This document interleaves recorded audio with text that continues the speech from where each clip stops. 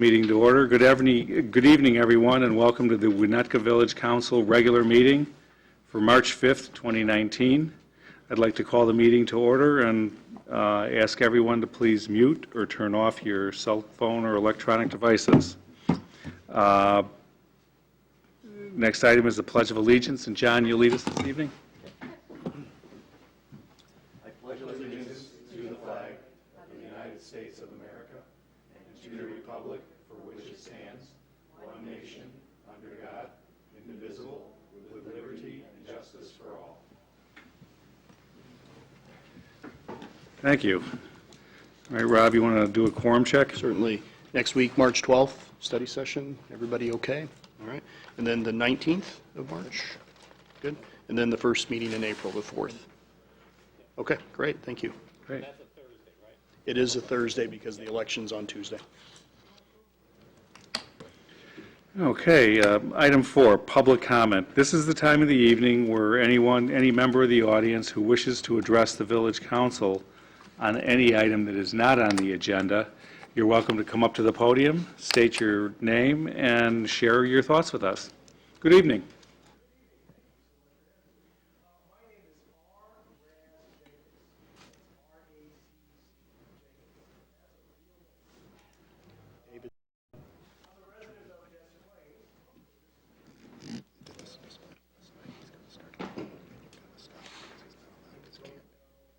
You heard.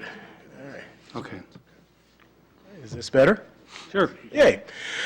I'm a resident of Des Plaines, and I'm here to alert you, members of the village here, a couple of things. The main one, though, is that for the April 2nd election, there are 13 candidates running for 3 seats for the District 235 Oakton Community College Board of Trustees.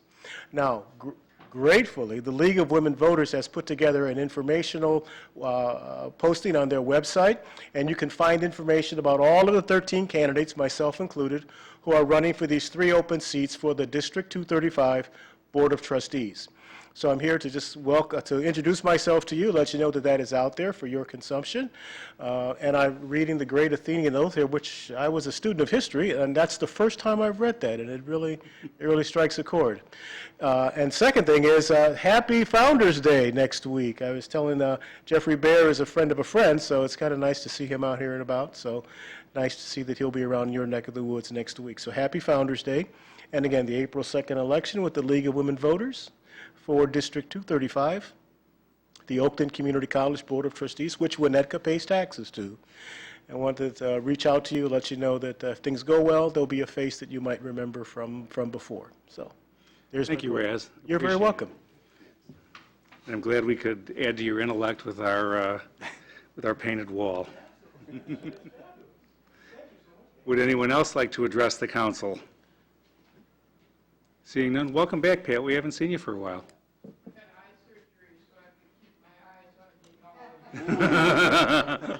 Your absence was noted, Matt, so we were worrying about you.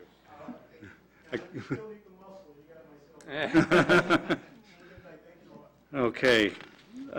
Item 5, reports. We'll start with Scott. Any report this evening? No report.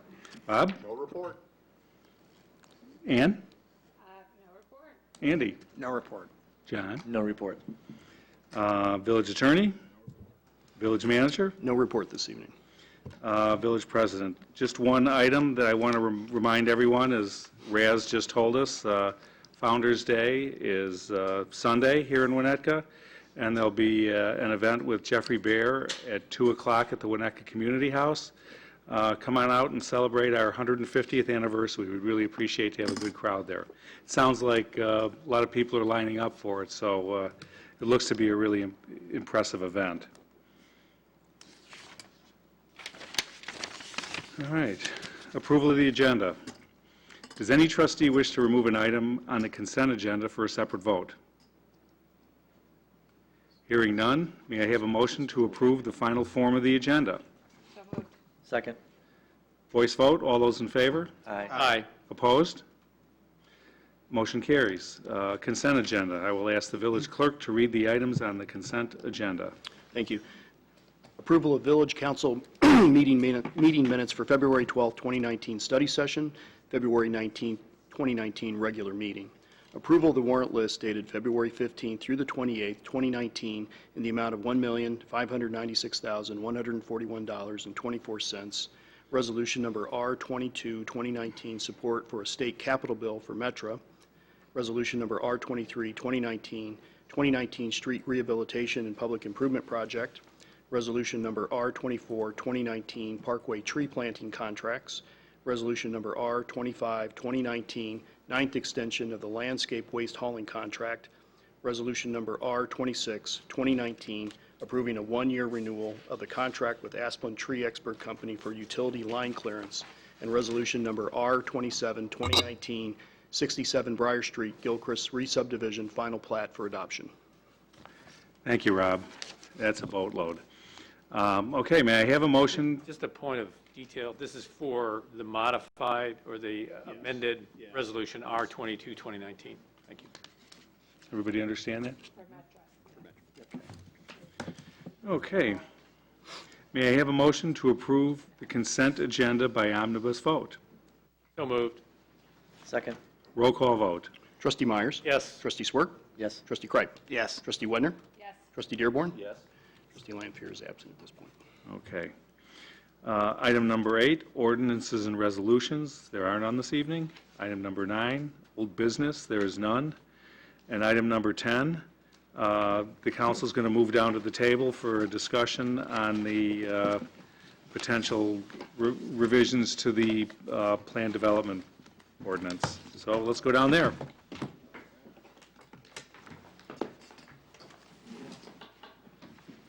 So we can talk to each other instead of at each other.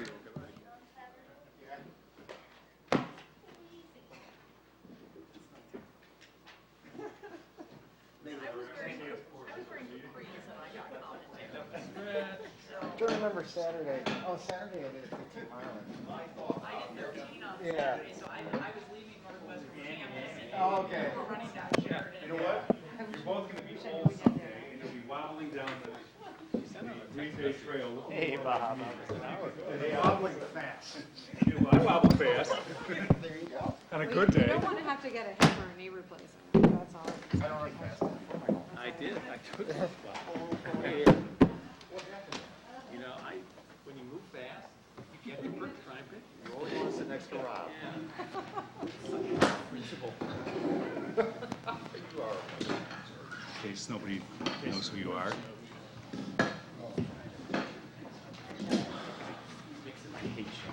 Now I can take off the tie and we can get down to work.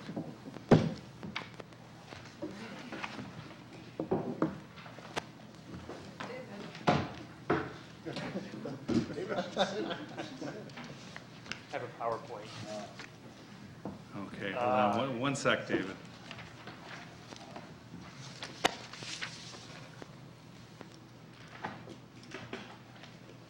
Okay, we all settled in? Good. Okay. This is item 10A under new business, plan development regulation amendments. This is a continuation of a discussion about the plan development ordinance that began last December. Tonight, we will review proposed new standards and hear feedback from the Zoning Board of Appeals, Design Review Board, and Plan Commission about the revised standards and the plan development review process. Now, the way this is going to work tonight is David's going to give his presentation, and I have a strategy that hopefully will keep us on point and keep us working through the multitude of decision points we have. So once David speaks, then I'll open up the microphone for public comment. And then once we hear public comment, then we'll bring it down here and we'll roll with discussion on the various points we need to address in order to give direction to staff on whether we're going to do anything or not. So at this point, and we'll hold all the questions until the individual item. So we won't be asking David questions after his presentation, but as each individual item comes up, we can start by referring back to David for feedback on those issues. So, David, take it away. Okay, so as President Rins said, council directed us to go to the advisory bodies. So during the month of January, we met with each one, presented them some information, as well as went over a presentation with them. And one of the things we talked with them about was the discussion you had about establishing some guiding principles or perspectives to keep in mind as we consider making amendments. And so those are included in your pass out.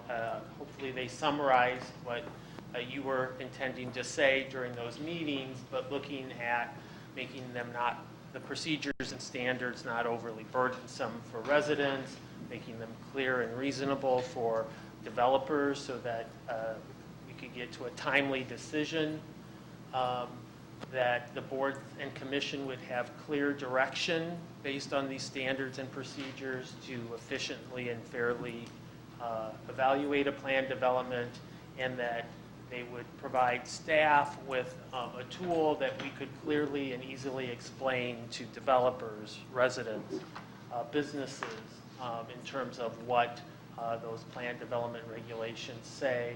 And then the last thing is, as with all our regulations, we want them to meet the village's goals or help us achieve objectives of our community plans. So we met with them. We talked with them about, as we did with the council, about having this two-step process in terms of a preliminary review and a final review. We talked with them also about the advisory bodies that are involved in the process and could we make changes to those.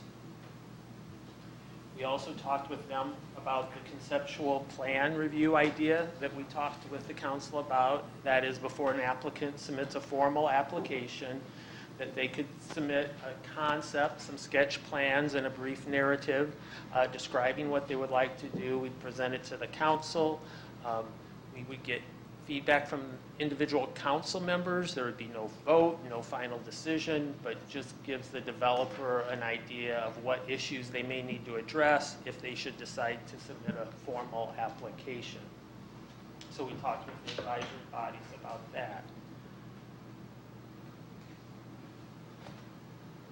So in terms of this conceptual plan review concept, all of the advisory bodies thought it would be a good step to add, and so they were supportive of that.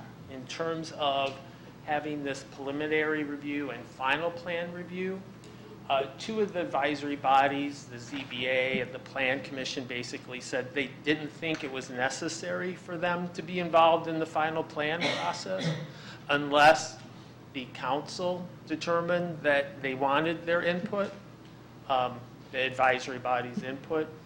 The design review took a little different approach. Given the scale of most of the plan developments that we would see, they didn't know if there needed to be both a preliminary and final plan review step, that they would just have a plan development step. And then lastly, in terms of which advisory bodies should be involved, the Zoning Board of Appeals and the Design Review Board, nearly all of those members like the concept of establishing a Plan Development Commission. That would consist of representatives from the Plan Commission and the ZBA. They thought the design review purview was a different animal and that it should be separate from the zoning review. So the Design Review Board and ZBA felt that way. The Plan Commission members were a little more divided. 3 of the members liked the Plan Development Commission concept. 4 of them felt that we should keep the existing process, 3 independent advisory reviews. And then the last member, they didn't necessarily, if we did a Plan Development Commission, that was fine. They thought either the Plan Commission or the ZBA, or just one of them, could do the zoning review. So that's a summary in terms of their thoughts on which advisory body should be involved in the process. We then went over with them some draft development standards that the village attorney and staff worked on. There were 4 components: the general requirements, plan development standards, additional standards for exceptions, and then the design guidelines. And I'll just quickly go over these. Basically, the draft standards, in terms of the general regulations, are what I would say staff could say, you need to meet these or demonstrate these items. It's only allowed in certain zoning districts. The site has to be a minimum size. Over 10,000 square feet, it's required to go through the plan development process. So these are basically in our existing regulations, but these are more the general regulations for each proposed plan development. Then, in terms of standards, we would use our existing special use standards that the commissions are familiar with, and that one we would add, which is a statement that's in our plan development regulations, is that it needs to be consistent with the comprehensive plan. These are just our existing special use standards. And then there would be additional standards generally related to the exceptions. So under the proposal, the council may grant exceptions for a variety of subdivision regulations and underlying zoning district regulations.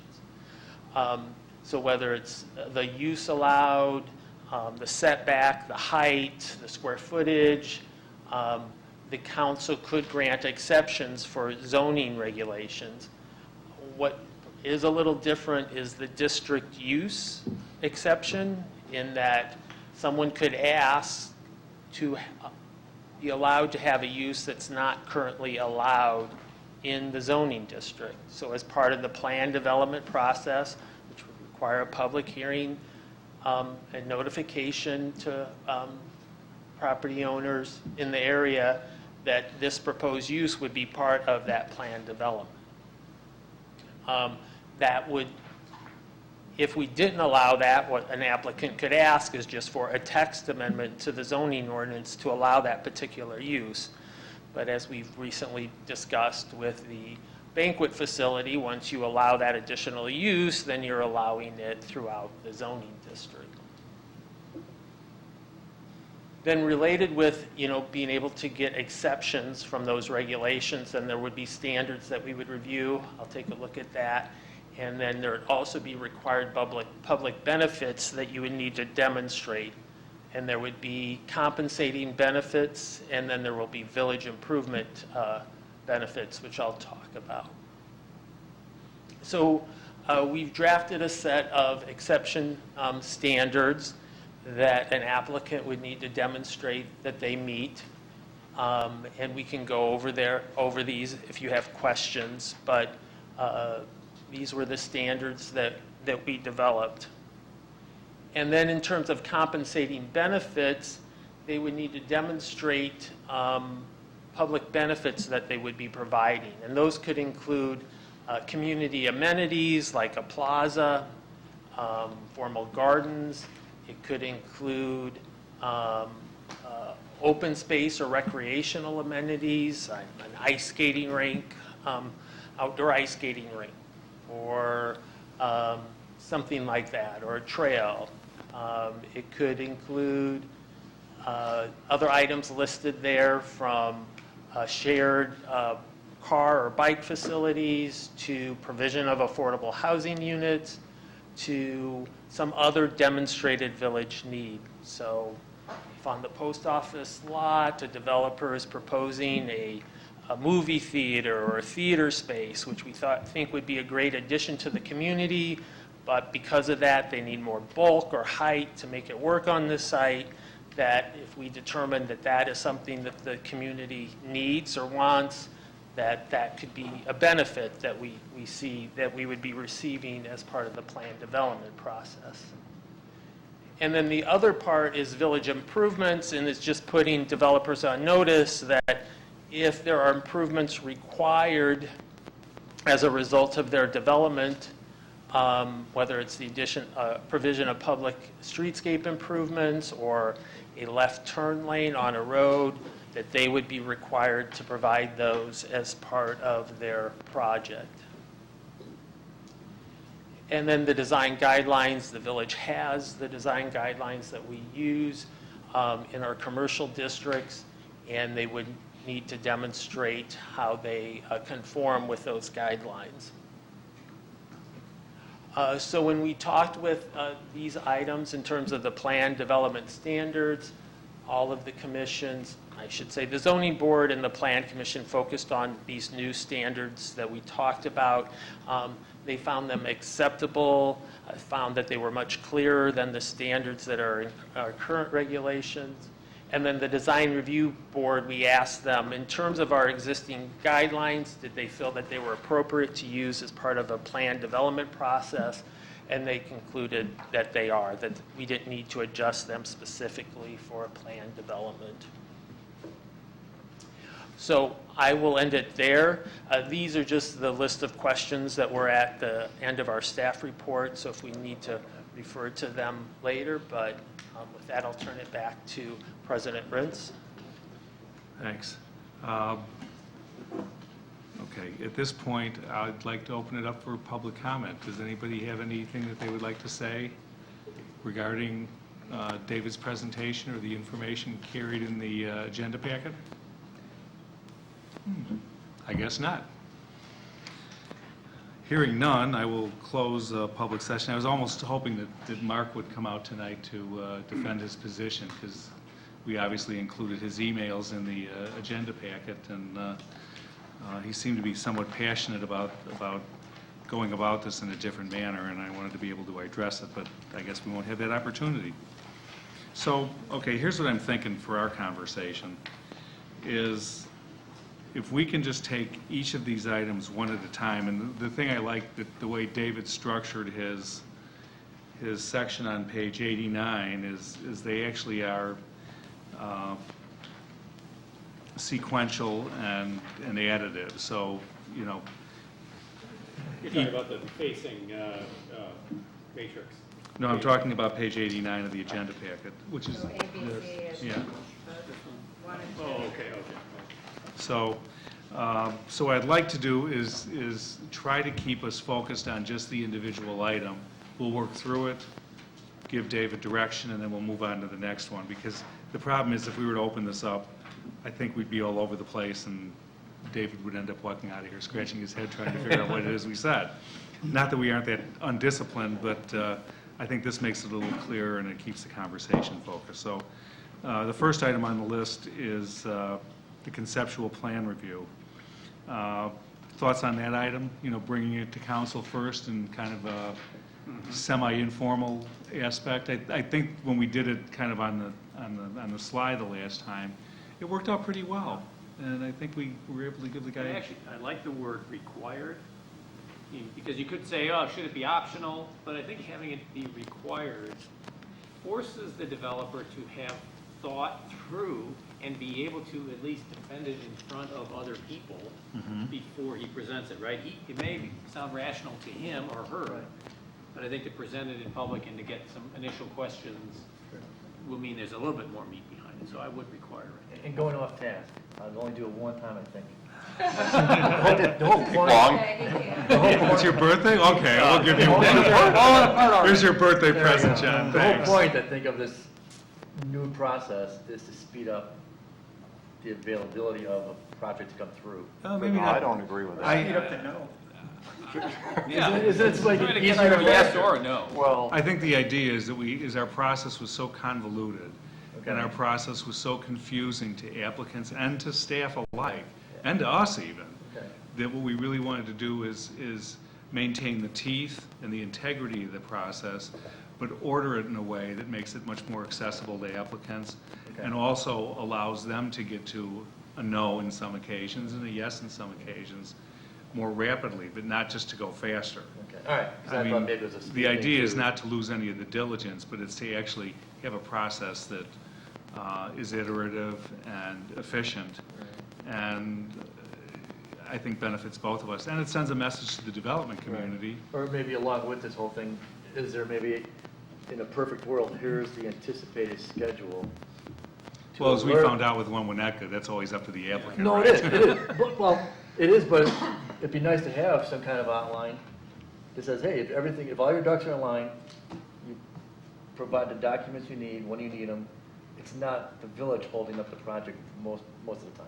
Right. But this is how fast it could be. And that's a tool staff could use in Right. their pre-application meeting, right? You could drill down And to make it clear that we're not trying to make it a longer process by what we're doing. No, it's We're trying to actually- make it easier and hopefully easier to meet those deadlines. We're trimming the fat, but keeping the good stuff. Yeah, because a lot of cities I go to, there is, submit your items this day, we got this much for review, and in a perfect world, 4 months, whatever the number is, all goes well, you should have your project done. So- It is, in the, Let's stay back on one now. yes, I'm John got his definitely, birthday Yeah, I'm present. done. I'm all about one here, Chris, all about one. 1A. 1A, yes. Under the development regulations, there's this pre-application conference. We're not there yet. We're not? Well, no, but it gets to my point on the Okay. VC. It says the purpose is for the applicant to get a sense from the village before completing the application, whether the village might approve a planned development application. So they go to David and talk, and we're talking about them coming to, why, if it's required, why would they do that? Well, no, actually, the pre-application conference would come when they actually have decided that they're going to submit an application. They come to us for a conceptual review. So it says they get initial feedback on the development plan without requiring the applicant, I mean, That's for us. no, that's the pre-application conference. Well, that's not, I don't think that's the right. the right I'm way. on page B 105.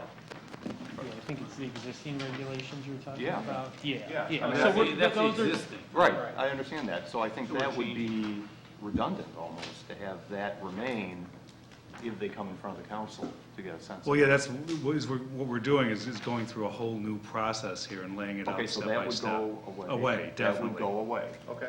Or we may define it differently. I mean, Maybe we they're would still different. encourage them before they submit a formal application to meet with staff. And again, it's voluntary, it's not required. But so we can have a discussion, we can set up a meeting with Public Works, Water and Electric and us to have a pre-application to help it, so when they do submit it, it comes in as smoothly as possible. But when you say submit, you're talking about The after. formal application. So it'd be after, Right, it'd versus be the after. They come to us just to say, hey, what do you think? Okay. Right? And then once they get a feel, and as a developer, that is a really helpful thing. Rick Swanson walked out of here that night saying, thank you, I got more information than I ever could have expected to get out of it, and now I can sit down and take a direction. And I don't know, did he end up following up with you, David? And- Oh, we had talked for a while, I haven't heard from him in a while, so.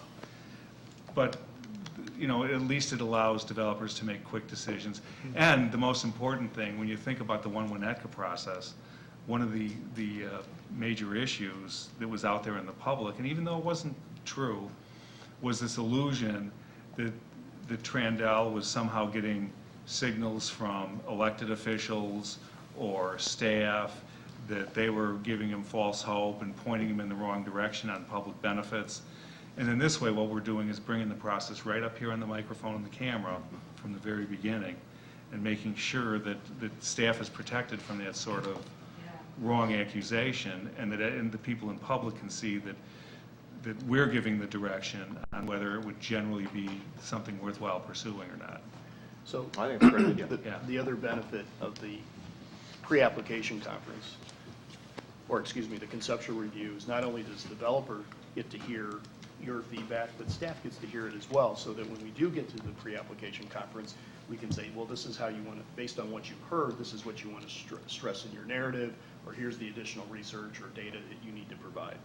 So I would think it'd be very helpful for staff to be able to hear it up front as well. So we're not guessing what you're thinking. So, general consensus that this is a required step that should be the kickoff? Okay. Check one, David. Item B. And this is confusing to me, and I had a little conversation with David about this earlier today.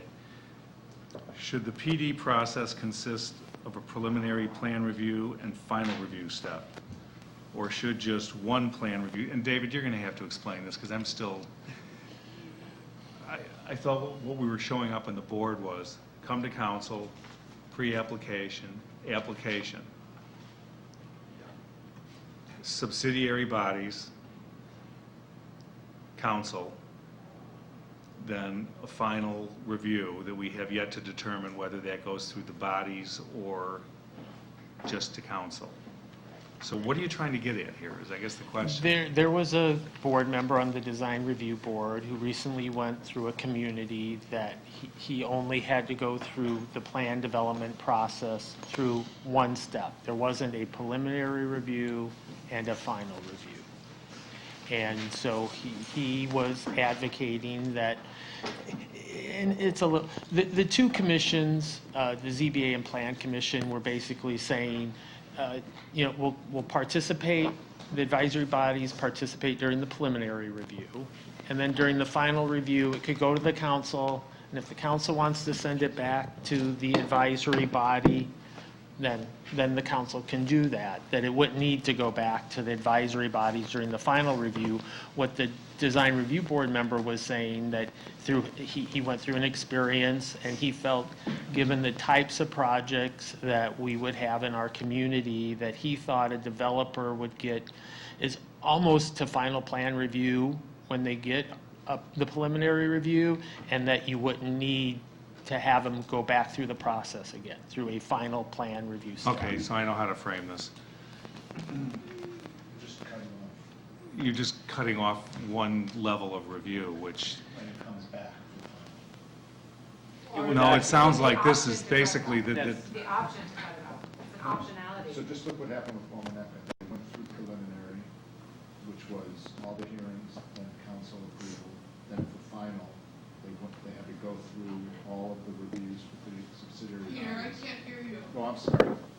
They went through all of the, on final, they went through all of the public hearings through all the lower bodies back to the council. The code says that when they come back through final, it's supposed to be substantially the same as preliminary.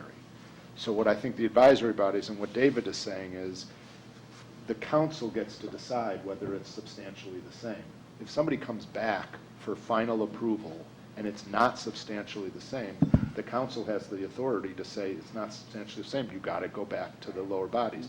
But if it is substantially the same, the lower bodies were saying, we've already reviewed this. As long as it's substantially the same, there really isn't a need for us to review it again, just because theoretically, all it's going to show is more detail that's substantially the same as the first thing they saw in preliminary. Which is exactly what we did for Womaneca. It came back to us, and we determined that it was substantial enough to go back to the board. but I think what the question here is, and this is what I want to hear, do we want a one-step process, or do we want a two-step process, a preliminary and a final?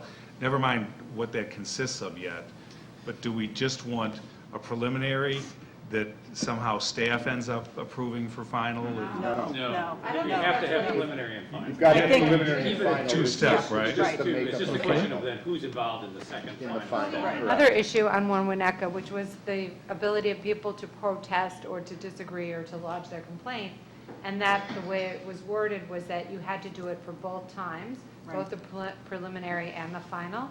And so I think we need to be careful how we write this, so Right. that, again, I think it's important if you object to it, to do it once for the preliminary, and then to do it again for the final, because it can change, and you have to And- look at it again, and you have to, Right. and people's feelings about the project can change over the period. So I think that's important to have it. And in there. actually, going back and reading, the current regulation does read that for final, you have to file it separately, but I think if we could write it in such a way that it makes clear for the preliminary, when filing the preliminary protest, that there would be a separate, make reference to it, so that it's, as you said, perfectly clear that it has to be a separate Okay, protest. so I think I'm hearing here, without having to go too deeper, is we want a preliminary and a final, For sure. both to council. Right. But what- That- what- And what happens in between, we'll get to that, John. No, To the what- in-between. No, Who's what about involved in the final? if the project is simple enough that we could have the option that they, almost like we adopt and introduce and adopt the same day, could they do preliminary and final same day? The if fun- on a project that's simple enough? But the problem is that these are generally larger, more complicated projects, so simplicity isn't part of it, because typically the idea behind the PD is they're seeking for a little give, we're seeking for a little take, right? But And it could be as little as 10,000 square feet. Well, but, that's a lot of land in Winnetka, I mean. well, and the question is that. In the commercial That we need district. to be very clear relative to the process, because if we are granted the authority to grant variations above and beyond what the standard, principles are for the district, I don't think that having the option of one-stepping it is probably great relative to public process. And, it would be a 2-week, well, depending on how it goes. But I think for the PD, unless, and here's the question, that it's required for anything over 10,000 square feet or above to go into a PD. So the question is, what would happen if they submitted a design that was completely in conformity with the existing regulations? You still have the right of review. Well, but Good point. I to a certain extent, I think the point is that for a larger development, we want to encourage creative design, so that probably just right off the top, straight conformity with the regulations in the district might not be the highest and best use of land. Is that what we're saying through this PD? I wasn't entirely clear. determine highest and best use, that's up to the developer and his proposal. Well, I mean, relative to the village, in terms of if you have a lot that, or a piece of property that's over 10,000 square feet or over, that we are encouraging going above and beyond just what the regulations are. I mean, is that what we want? And you make a very I think good we're point. trying to solve a problem that maybe isn't that complicated, right? So we're saying we want to have a preliminary review and a final review. In cases where, let's say, a developer has come, they're not looking for any zoning changes, Right. they've got public benefit, I mean, the village president can say, okay, we're going into final, there's going to be one presentation to all the bodies, you deliberate and vote. It doesn't have to take that long, right? I mean, it's not like if it's uncontroversial and if there's plenty of public benefit, each of the bodies will meet, boom, done, right? But So, most municipalities I work with, if you're totally following the zoning ordinance Right. to the letter of the law, or Right. whatever, there's no need for a PUD. You just Right. do your drawings, you comply with all ordinances. Right. but in this and case, apply for you permit. do, right? Even if you follow all the zoning Right. regulations, You if still have to go to PD. you still have to do PD Which if you are over I don't- 10,000 And square feet. why is that? Yeah. I'm just asking. Because I think it, I'm just tossing the question out there so that we talk it through, so that we're clear about Yeah, where it we're seems like a going. pointless process. If you I don't know. conform, we're not gonna make the I think that ordinance stricter. so I've always thought that the reason is because we as a village don't have design standards. We do have designs. But we do for these Well, but- districts. No, But- I mean, For the we business don't, districts. Only the no, design no. review boards. We Yeah. we have size standards, but we don't, I mean, if you want a Beaux-Art building, if you want to have some weird design on your building, as long as it's Goes through 35 the- feet or goes through under, DRB. as long as it's this far, you can put it up. Well, we have Right? Well, you have to go through the We have a DRB. design, We do. we have We've design designed guidelines. guidelines, but those are guidelines, right? It's not like, we're not Disneyland here where it's like, this is a planned village. So I think that, Right. Well, no, what we're but- saying is, in a development of this size, which will have an impact on this village, even if it abides by zoning standards, we want to be able to assess it, which I think is why we have this PD process, where it's not just, yep, meets, check, check, check, done. Wait, am I But- wrong? but- I Can we thought, stop it if it's all in if it's in compliance? Can we stop it? Yeah, If- Peter. Well, I think Design. we Yeah. have the. but wait a minute, Okay. no matter what, any commercial, any new or substantial change has to go to the DRB, right? In Yeah, the but they're just a recommending commercial body. district? Right, but if they say no, it doesn't have to come to the council? Yes. right? Yeah. Is that how it works, David? I believe so, yeah. No matter what, so we always do have the That they design can bring review it to the process. council. I mean, there's just that one building on Green Bay Road in Wilmette that's so not attractive and still empty. And you just don't want to have that built in Winnetka. Right, so to back up and to ask the question again, any large development, we want to go through this process because we want to be sure that it's receiving an extra level of scrutiny, and that if we have an opportunity to forward the comprehensive plan, we can encourage it in the design of this. So we do, even if it is straight on complying with all of the zoning regulations, we do want to Well, go through this process. that should move along pretty well. Right, I mean, it should go quickly. You know, there should Right. be a correlation between Right. the amount the envelope is Right. pushed Right. and the time of the And- review. Right, And but the concern I have is that I think Peter said that even if it conforms, let's say there's 0 lot line setback, and we go through this PUD, we could ask them, well, we want 15 feet. Wait, I'm sorry. Your Who would say- developer's gonna be very upset. I that don't you're think, changing why the would we, rules why would you say of the that? setbacks. Why Well, would you you? can't change the rules. Why of would you change the setback. No. Then why would we even consider a review if it totally meets the conformance of the ordinance? Because of the size of the parcel.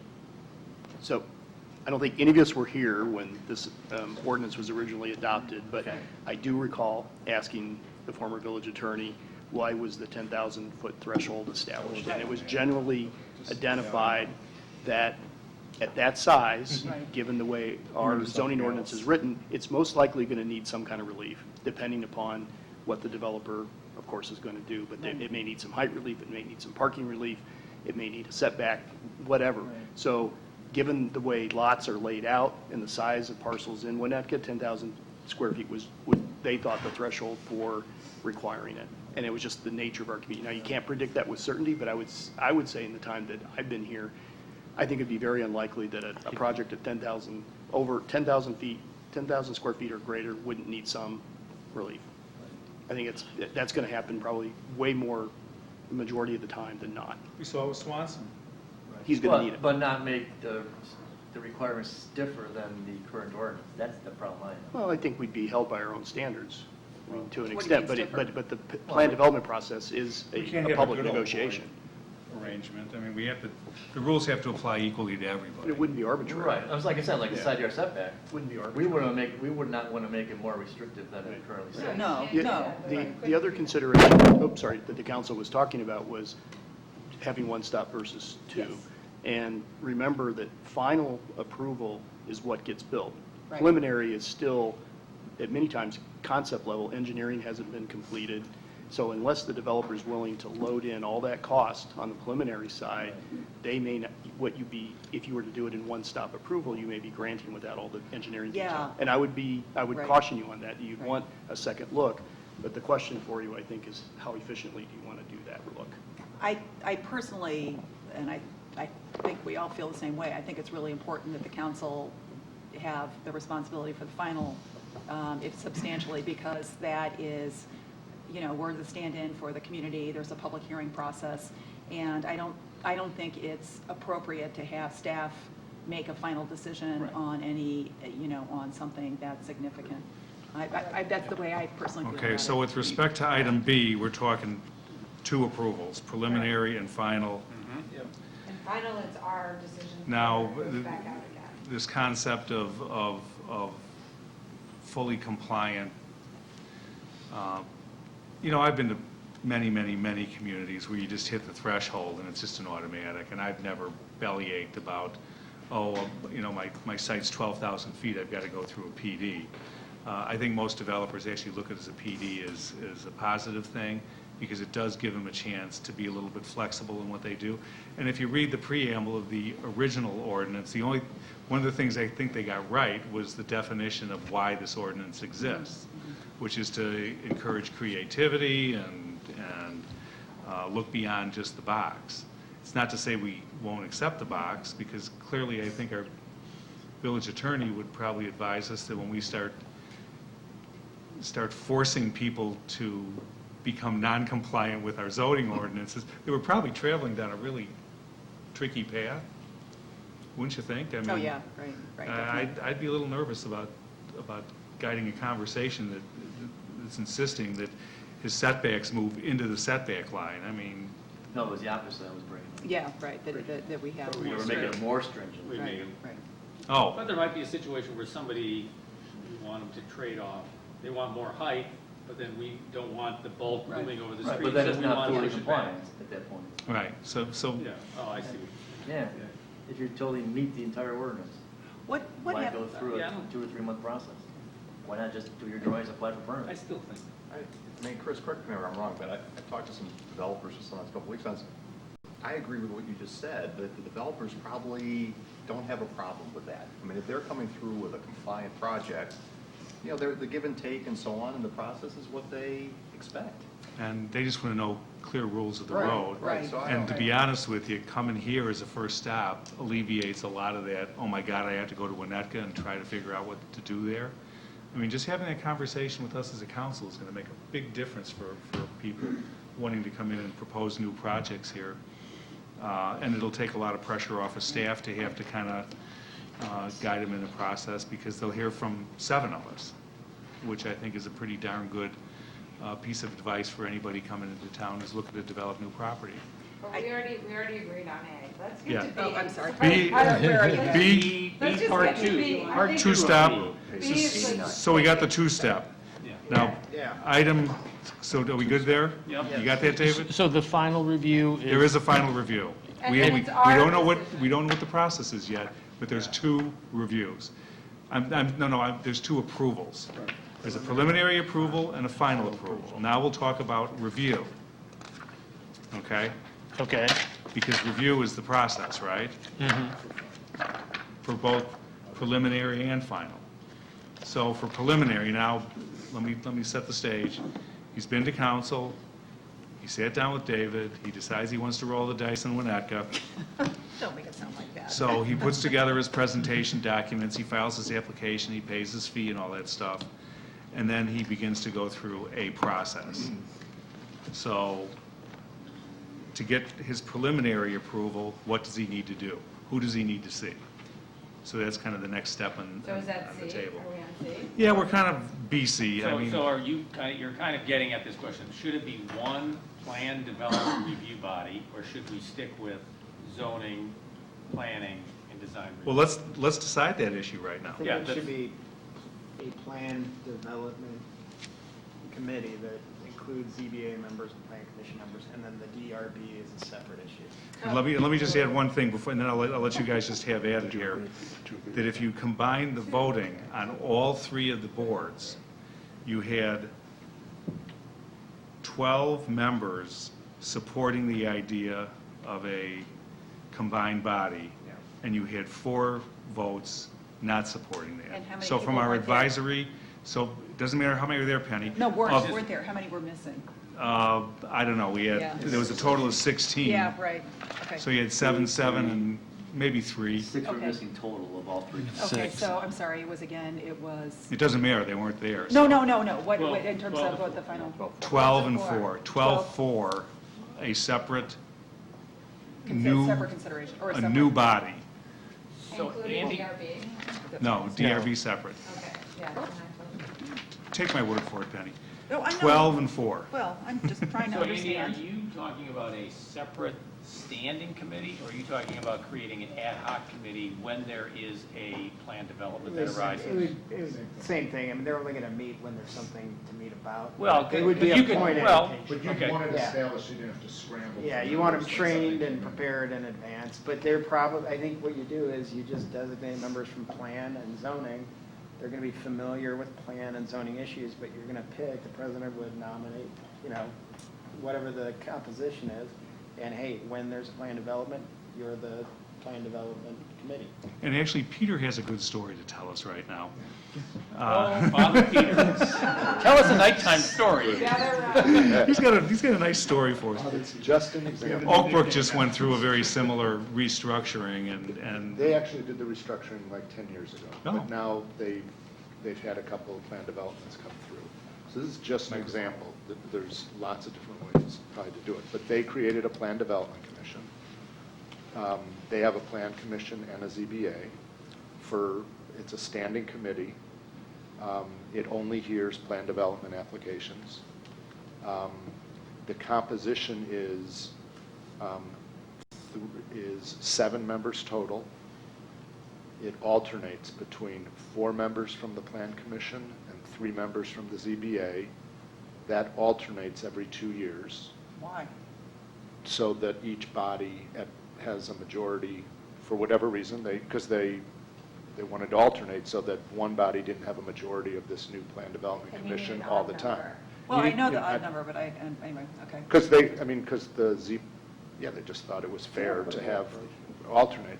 And the body, the chair of the Plan Development Commission would either be the current chair of the ZBA or the current chair of the Plan Commission.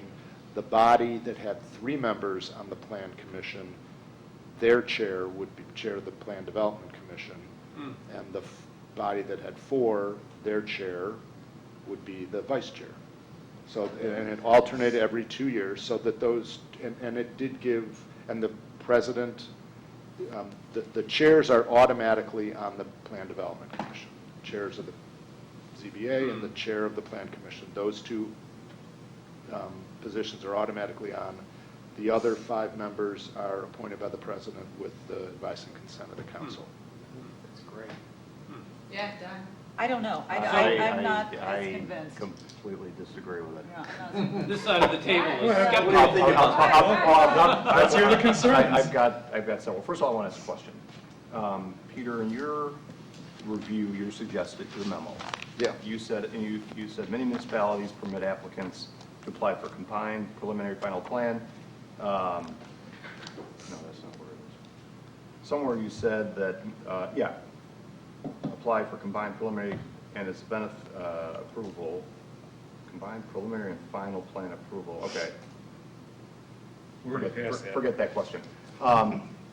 In Brad McLean's Q&A that you put together, it said here, what villages rely on solely one super committee? That's what we're talking about here, a super committee. Right. Right? I'm not aware of an example of a community that combines all 3 bodies. We're not combining all We're not combining. Right. Hang on. Yep. Oak Brook is an example of a plan development commission that consists of members from the ZBA and PC. We have not been able to identify another community that has a plan development commission similar to Oak Brook's. First of all, we're not Oak Brook, that's number one. But I think that this runs completely against the spirit of participation of our volunteers. We have people on the plan commission, new people on the plan commission, that are going to add a lot in the deliberation of projects like this.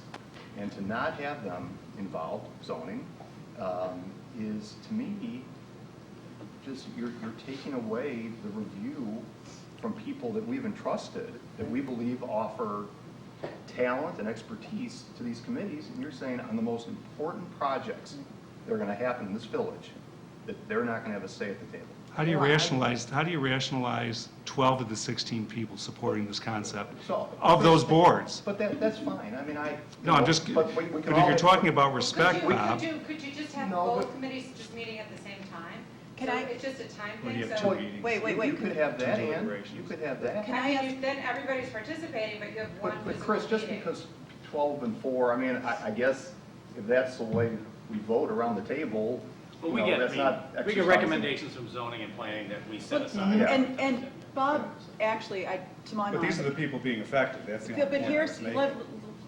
let's back up and think about from an overall standpoint in terms of the processes that we have. And I completely concur with Bob relative to the participation. You know, this is, you know, the most, the largest impact of the kinds of decisions, unless you're rewriting a comprehensive plan. But secondarily, looking at this relative to our special use process, I don't understand why we would follow a shorter process than we would for our special use process. Why is it that with special use, you would have to meet separately with the different boards, but for a PD, you would not? I don't understand the difference in the size of the request that we would have a different type of process for special use than we would for PD. Yeah, we changed that. That's No, not the way it is anymore. no, They just go to the. They just go, okay, they just go to plan, okay, well. But outside of the- We're but- completely disrespecting the zoning board in that. in Right, that respect. right, I'm not quite sure why, I'm sorry, go ahead. So outside of the overlay district, they do have to go to both the zoning board of appeals and the plan commission. So recently, you had a physical fitness facility that wanted to go in a building on Elm Street in the basement. It's outside of the overlay district. It had to go both before the plan commission and the zoning board of appeals. Currently, we have some playgrounds that are going both before the plan commission and the zoning board of appeals. So it's only within the C2 overlay, correct, that it just goes, Just the okay, plan right, I'm commission, sorry, I correct. thought I'd really lost my mind But here. I Okay, see the right, point. right. Those smaller projects are going through the two boards individually, yet the big, Right. what could be a monster project, now you got this You have reduced seven people deliberating it. or And whatever. of different background thinking, one's, We only have one's zoning, 6 one's here planning. deliberating it. I think that what we did relative to having the combined presentation, I think that was great, because then everybody's getting the same information. That And gives that, the I think, public- and I think that was good, but I still feel that the way our ZBA and our plan commission are set up relative to, why is it that they both participate in special use outside the C2 overlay? It's because they both have different perspectives. I think that going ahead and having the boards deliberate separately, but, within the same month, that's, I So think it's Penny, appropriate. just one question. Yeah. Under your scenario, are they Yeah. deliberating on the same standards then? Well, I think that, Or are we and I now think going to this is have what, two separate standards, one for zoning and one for plan? Well- Which is where the big part of the problem is today. I understand, and I personally think that the set of standards that we had in the old ordinance were not helpful. And to a certain extent, I'm not sure how, for our special use process, I think that it might be interesting to revisit those standards as well. I think Well, we we are have a tonight. standard. With it for the special use? Oh, no, I mean for the, I'm No, sorry, for the people. I know, but I think in general, I think a big problem with the deliberation that we had was with the standards. So I think that we need to take a careful look at the standards. I think just a one shot tonight is not sufficient, but I do think, Oh, we're not wasting another study session. We're going to stay here till we have something. well, that we walk away with. but that takes careful, if we are going to be doing, different standards, whether we do the same standards or different standards, no matter what, the standards need careful consideration. I mean, there's no way we could. Well, figure they that out. edited them, but just one thing, and just as a principle, Yeah, I think that if we have one meeting, even in all of these, like, the composition of the meeting could be the entire boards, but I think the idea of one meeting, just for consistency of presentation and also facilitating resident involvement, because if you have several different meetings, people don't ever show up. And that's the participation that matters the most. Right. I think, Well- how many meetings did we have with one Winnetka? but the question is, what are Too they many deliberating? meetings. What are you 40 deliberating about? I mean, we- 40-something. What- And not But because you all need- of Winnetka. And if you're a neighbor of that property and you're concerned about it, you have to pick which of those 40 meetings you're gonna go to versus. We don't, I agree putting with your you, kids 40 in meetings bed is or terrible. Two working meetings, or- 2 meetings is one thing, 40 is You know, another. I do want to speak to just the idea of the person, I appreciate the input of the boards, and I don't think the idea is, we don't value their input, but realistically, you don't need all 7 of each applying what has traditionally been a muddled set of the same thing. Well, then I let's agree. clean It's up, not good let's input. clean up the But muddle. taking one thing at a, well, We'll so, get to One P and Z Yeah, board. I mean, you clean up the so muddle. the question then is, what are the standards and who's best able to apply them? If we have a consistent set of issues around plan development, we should have a consistent set of standards. It's kind of Yes. goofy. You take general zoning standards and general plan and then mush them together and Right. say, just figure it out. That's The not whole appropriate. point behind having a consolidated zoning and planning is, and this was the starting point of the discussion, is we couldn't figure out what the hell the difference was. Right. And neither could the members. Right, no, I agree So with you. having separate boards in the name of participation, that is actually not helpful. You get less meaningful participation because they don't even know what they're supposed to be doing. We should clarify that. So have one board with one set of rules. Take the members from those boards that we value. You don't need all of them. And let's be honest, when Scott and I, when we started on zoning, would you want to tackle a plan commission or plan development the first thing in the door? No. I would have wanted you guys on that. Well, I mean, You wouldn't want me on it before I knew anything. but we need more training. See, that's But why- that's, we need So more the training. idea I of would the agree with plan that. is, Well, that's maybe a way of getting. We need more you know, training. you're getting your best, most experience, the institutional knowledge, and you're focusing on the issue. It's about focus, and you're not killing residents with all these That's like saying, meetings. Andy, that's like saying, let's take the design review board as an example. That's like saying when a guy like Paul Constant joins, he's a newbie on the board. You don't Yeah, want I his think input. design is a separate No, issue. but I'm saying, but there's a person And that's why that I would said it should join- be separate. There's a person that would join zoning or plan commission, just like Paul. Zoning and plan are inherently based in the precedent and the experience of the village and institutional knowledge. Design is a different matter entirely, But- which is but why you- I think it needs to be separate. But you're bringing on people where you value their intellect, and you Sure, value the way and they after approach a it. couple of years, you know, I would trust the village president to nominate the people that you think are best gonna, you know, be right for this task. And I bet You you would. know, You know, for the that's, most complex projects out there that we want to, you know, reduce the amount of input from the experts don't on wanna our commissions, reduce. you are reducing. No, it I want by to doing decrease that. the noise. I want to increase the You're actual. reducing the input. Not all input is good. Let's start from that premise. Not all input is good. If it's misguided, if it's following incoherent standards, if they're conflicting with each other, when that comes to us, what do we do with that? Standards are a different topic. That's a different topic Okay. than who is reviewing these But the development problem projects. is, when you go through them, and I have, you go through the zoning and the plan commission standards, they're more or less the same stuff, said slightly differently and overlapping. well, I think we're all in agreement in that. That's So for why sure. would you have two boards interpreting the same Because set there of are stuff? zoning issues. Sorry, Scott. You know, I think what we're struggling with is the desire for efficiency in the process, efficiency of residents showing up, right? Efficiency in terms of having expertise there, right? And we're struggling with how do you have that efficiency at the same time that you're getting the best thinking, right? The broadest thinking. Correct. One of the concerns I have about having a single plan development body is that these are so infrequent, and I'm not sure anybody's going to develop any expertise in it until they've kind of gone through it, right? I mean, how long did we sit on zoning and then on planning, and we never saw one until all of a sudden one went. So I think we got to recognize that we most likely aren't going to have a body of expertise that sits on these commissions ready to spring into action for plan development. There I are agree with that. many years. The between experience that. I'm talking about is the experience you get by being on those boards. Yeah, but I also take Bob's point that you can have somebody who, you know, not to, well, I'll name names. So take somebody like a Wally Greenow, who all of a sudden he's dropped on the zoning commission.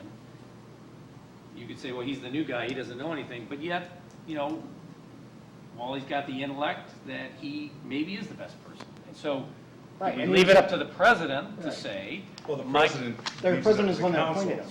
So I, It's just like and any so other I do have, appointment. I'm a little concerned about having the selection be up to the president. because Well, it there is have now, been- though. I mean, if you have two separate, it is now. Confirmed by the council.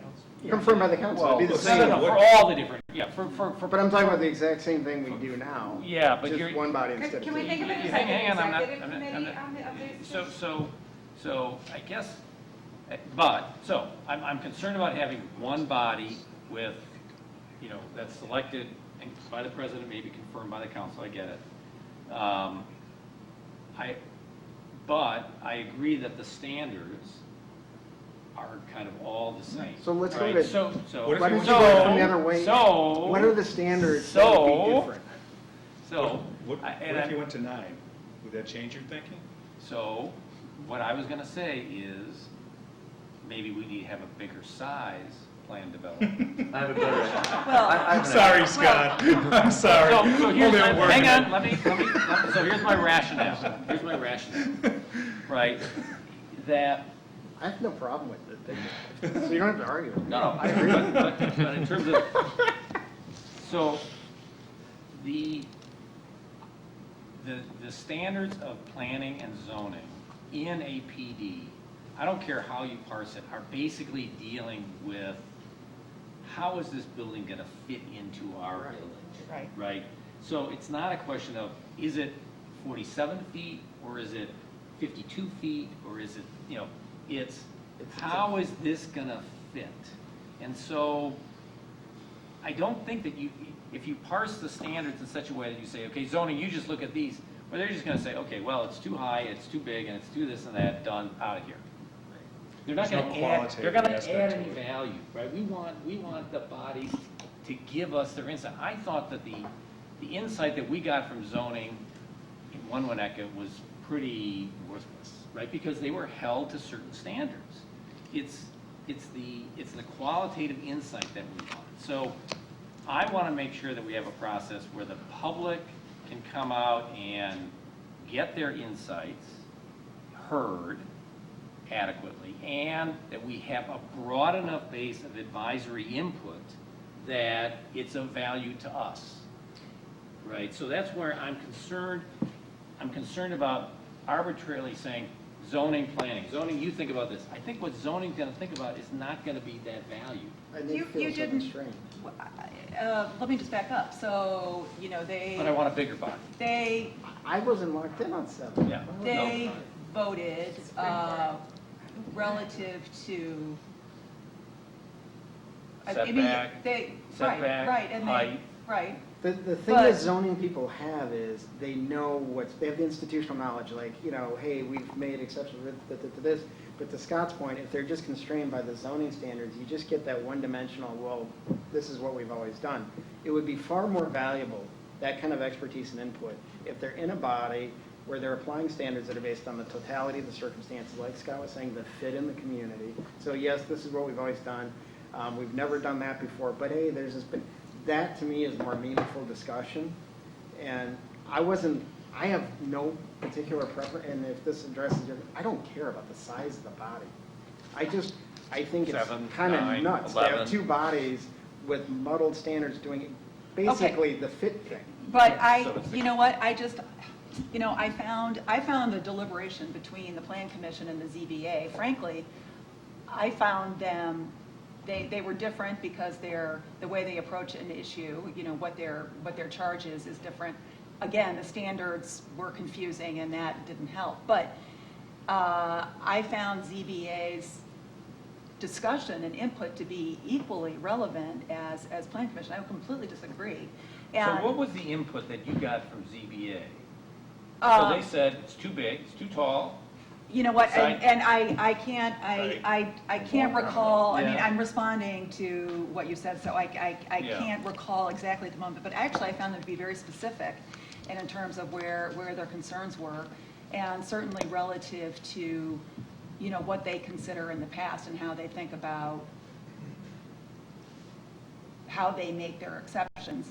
I found it to be extremely relevant, and again, they're thinking about the impact on an area in a different way than. Can I ask a question? The just Plan Commission does, yes. on how it's done? So usually when this goes through, zoning is separate. Yes. And the planning commission is separate. Yes. And they don't argue with each other or discuss with each other. They just come out directly with their statements.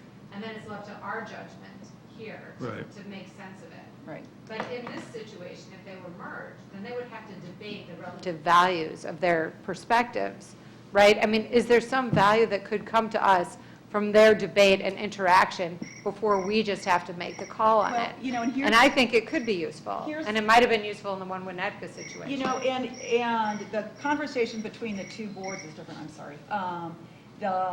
Is a different issue than having them, I mean, for example, one of the panels voted, I can't get this to shut up. Go away. Just answer the phone. To, you know, one voted in favor of and one voted against. And if it was all together, you know, you have to come out with one large.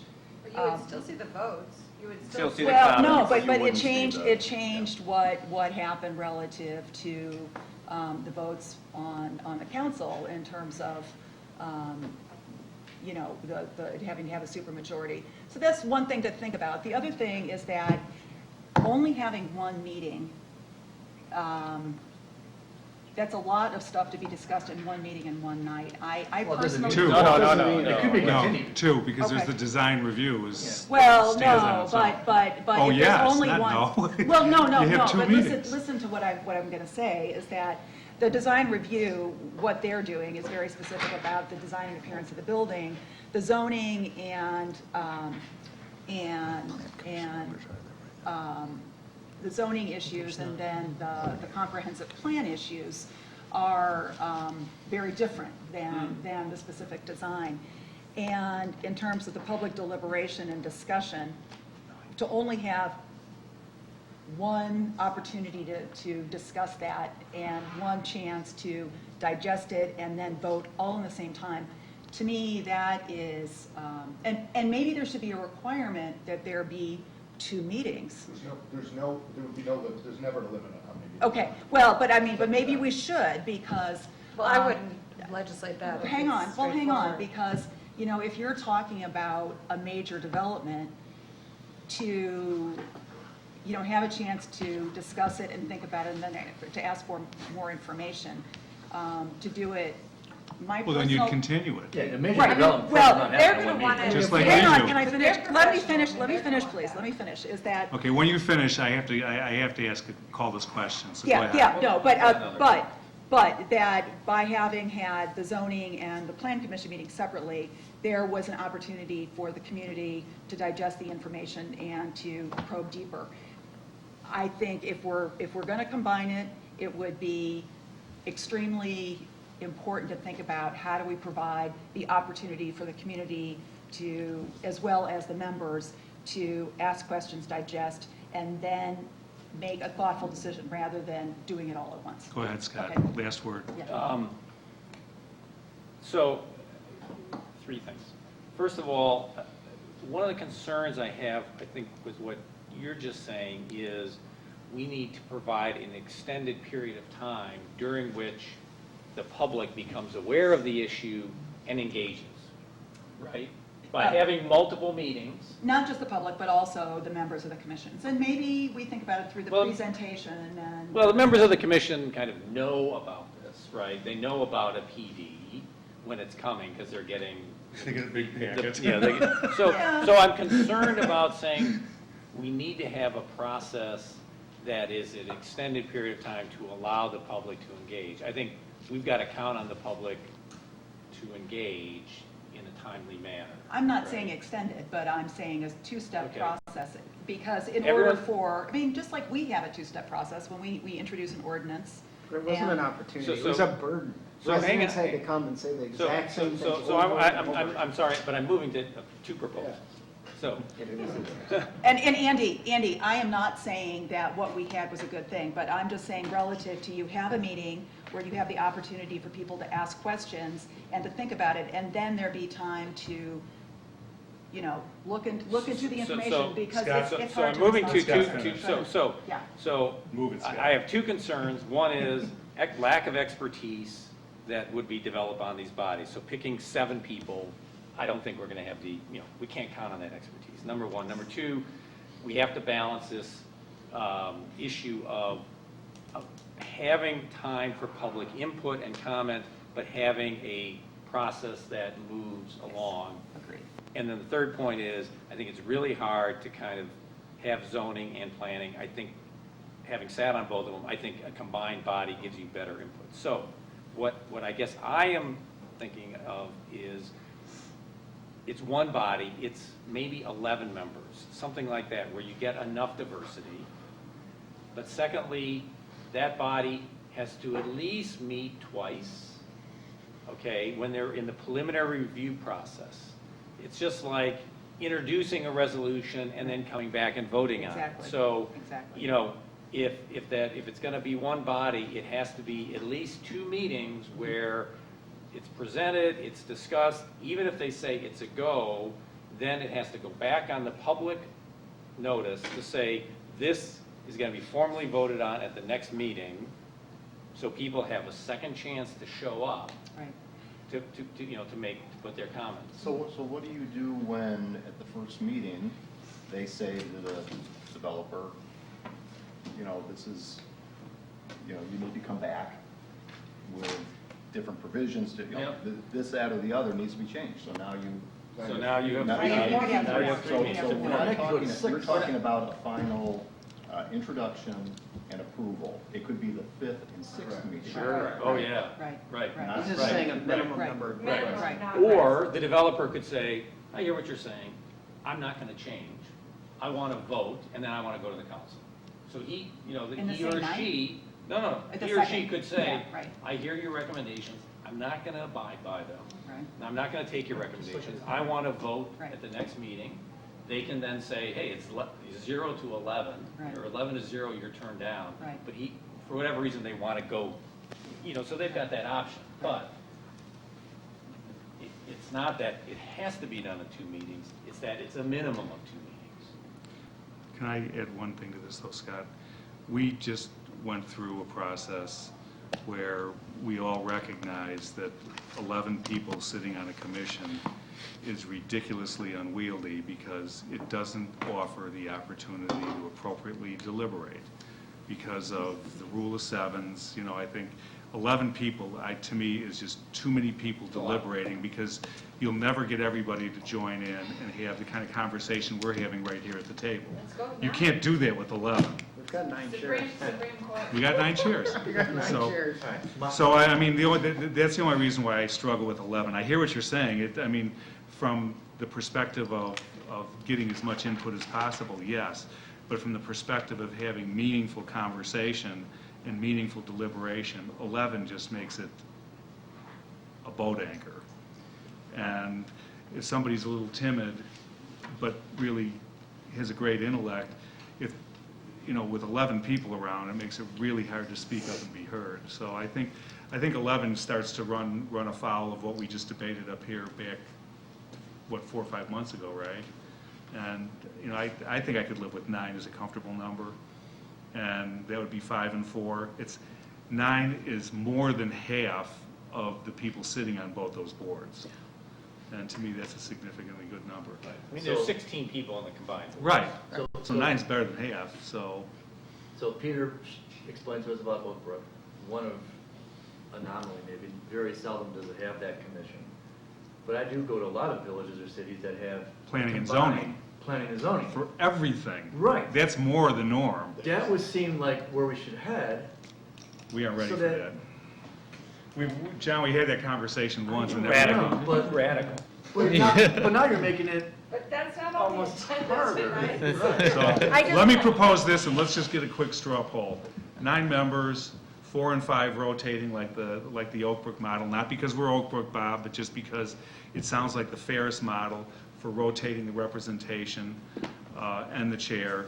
9 people, separate board, they convene, they're not held to a monthly schedule, so if a project comes in and they go to the second meeting, it wouldn't be, well, you missed the February meeting, so we'll see you in March. It would be at their scheduled ability, so it could be 2 weeks between meetings. You guys Could be have a to week. public notice it, I guess. so you But put it in can the public- somebody? 2 weeks, right? Can somebody explain? So to me- I just want to get the straw poll, because we can beat this thing to death I just don't and maybe not get understand. anywhere else. So where are we with the nine-person thing? So- We'll just go around. 1, 2, just mediocre. I want to throw in, add the DRB. You wanna keep to it. this Add going. the DRB to it. no, No. I think DRB is separate. no. The DRB, This and community, I They're- think they're it has to be separate. separate. everybody, all the commissions, including the DRB, admitted that because of their specialty, that they need to be carved out separately. Even I. And coming from the DRB, John, I can't Well, just believe you trying would to- disrespect I'm your just trying former. to expedite the process. No, well, it's not a Yeah, matter of but speeding it up, it's a matter of being efficient. Why is So this you're different than in- other years? Well, no, I'm okay then. I don't get Okay, Penny, I yes just- or no, 9? No, I don't Feel like there's 11 understand. people here. I don't understand why we would set this up differently than the special use process. I don't We should change understand. that. Well, I think John is right in the. Coming to a study session, Okay, well, I mean, I think we need to be consistent, so let's. I think Penny, we we're should- not gonna, do we're not gonna Right. boondoggle this thing Right. for that issue. I want to know what you think about this particular issue now. I think we should have the same process for both. Sorry. Okay, Bob, There we go. I want to keep the commission separate. okay? Scott? I would go for a 9-member commission with, you got to have at least introduction, and you at least have to have 2 meetings. Okay. Okay, Chris, can I just Sure, make a I want comment? to hear you weigh in. What's that? I was hoping you'd weigh in more than just. Yeah, no. And the reason, one of the things I think that is happening on this is that we are extrapolating one project that's gone through this process and admittedly Two. was very dysfunctional. What's that? 2. Okay, but we're really talking about one though. 2? One property, two.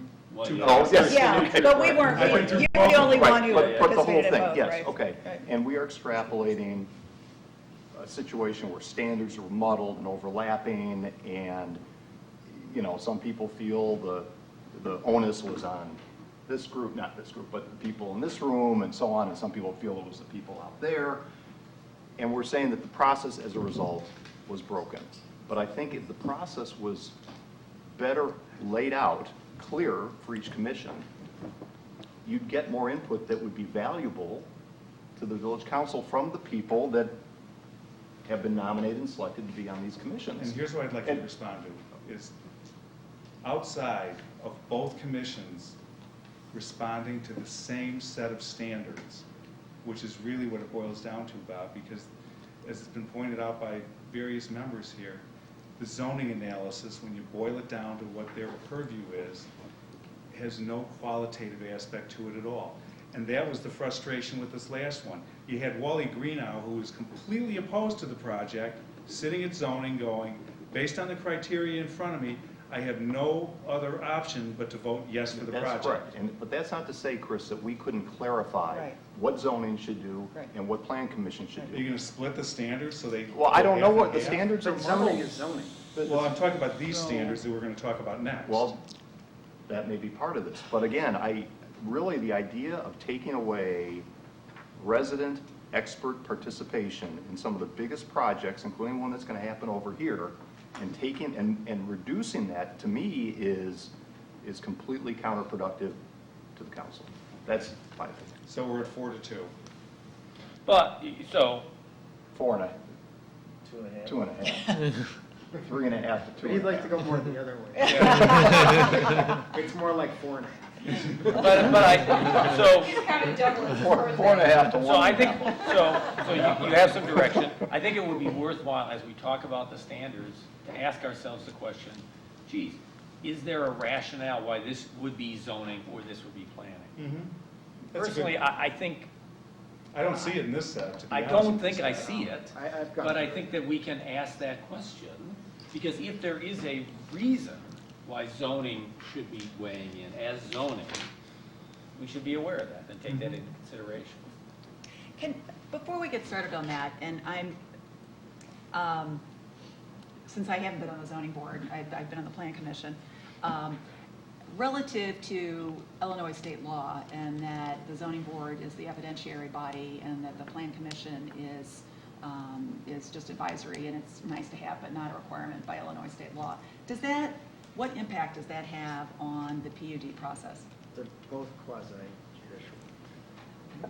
Yeah, I mean, so historically, non-home rule municipalities, zoning boards of appeals have been deemed quasi-judicial because in some instances, they have final decision-making authority. Right. And the only appeal from that is not to the council, but to the circuit court. So that makes them quasi-judicial. Right.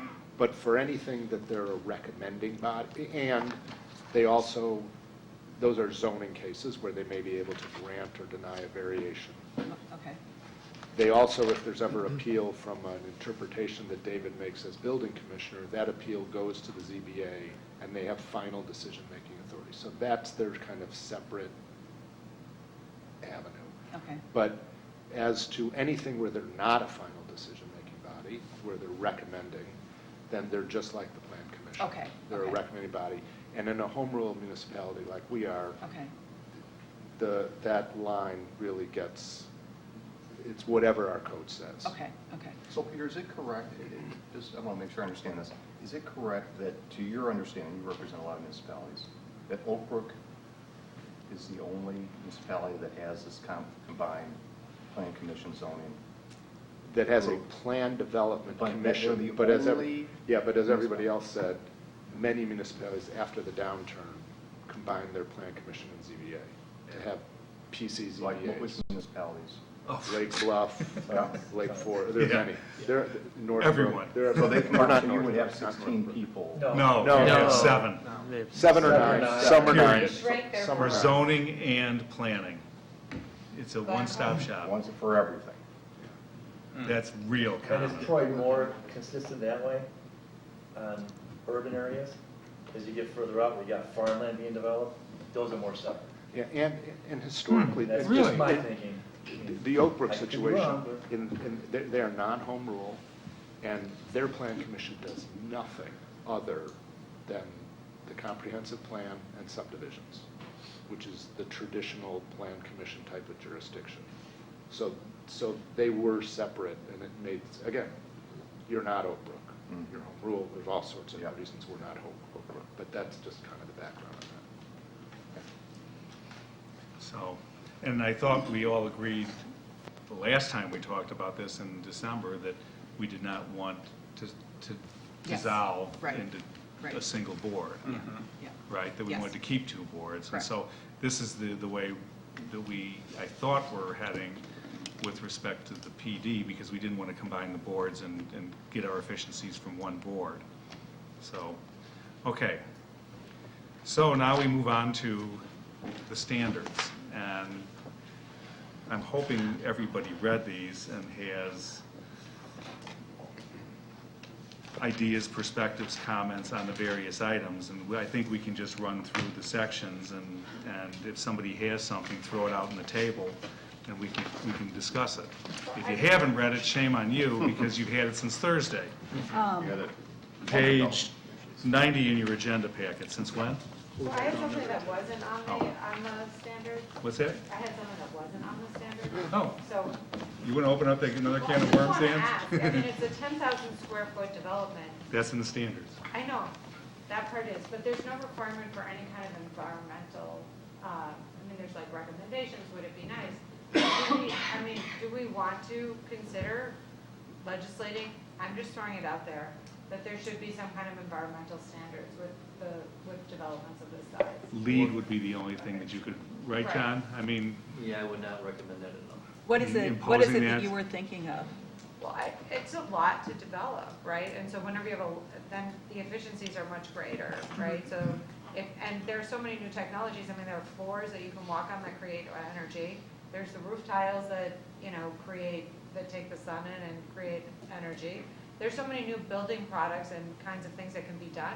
It almost feels short-sighted to not acknowledge the new technology and the ability. I'll let So- John speak. Yeah, I would not put that as a requirement. It could be something you provide as a, if it's a requirement, if you're gonna provide that, maybe we look more Incentive? favorably I had it as a on compensating development. benefit. So we kind of, Right. traditionally, we do have it, it's just encompassed in language, it doesn't reflect the way people And talk about it everyone- now. A lot of those items are just more Oh, costly you're talking also. about in the in the zoning No, standard? so in the proposed Where revised does it say? standards, it incorporates the traditional public health, safety, comfort, morals, general welfare. Historically, you would include, environmental impact generally without talking about it the way we talk about sustainability and, environmental impact. So maybe at least an acknowledgement of LEED certification?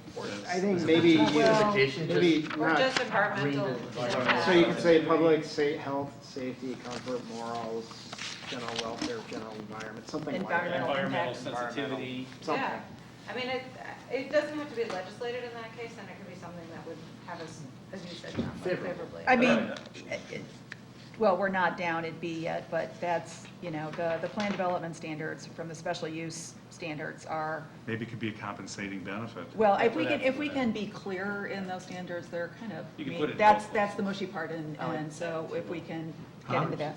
In the compensating? I put it in both places. So it can't make it, the environment worse, and as a compensating benefit, compensating benefit would be improving sustainability or something Yeah. like that. Right. Um, Through LEED or green building technology? I mean, if you go Okay. back 10 or 15 years when LEED really started out, that's when the energy codes were way low. Yeah. So how are we going to go through, how are we going to go? Well, let's through just go section by section. Guys,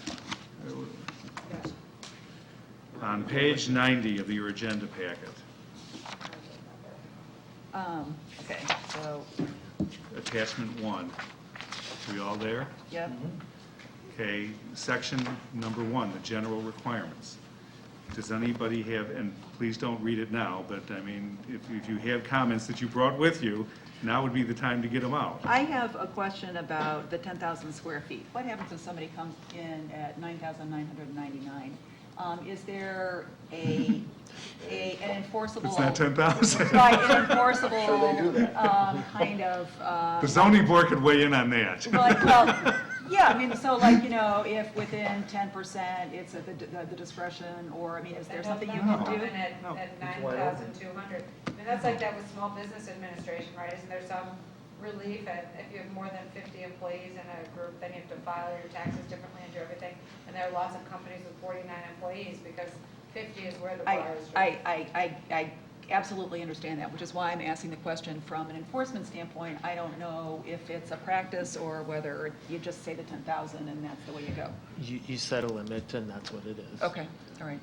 So. You want to lower it Yeah. or raise I haven't it? seen anything other than a pure, pretty strict threshold. And you feel comfortable that the 10,000 square foot is a good place?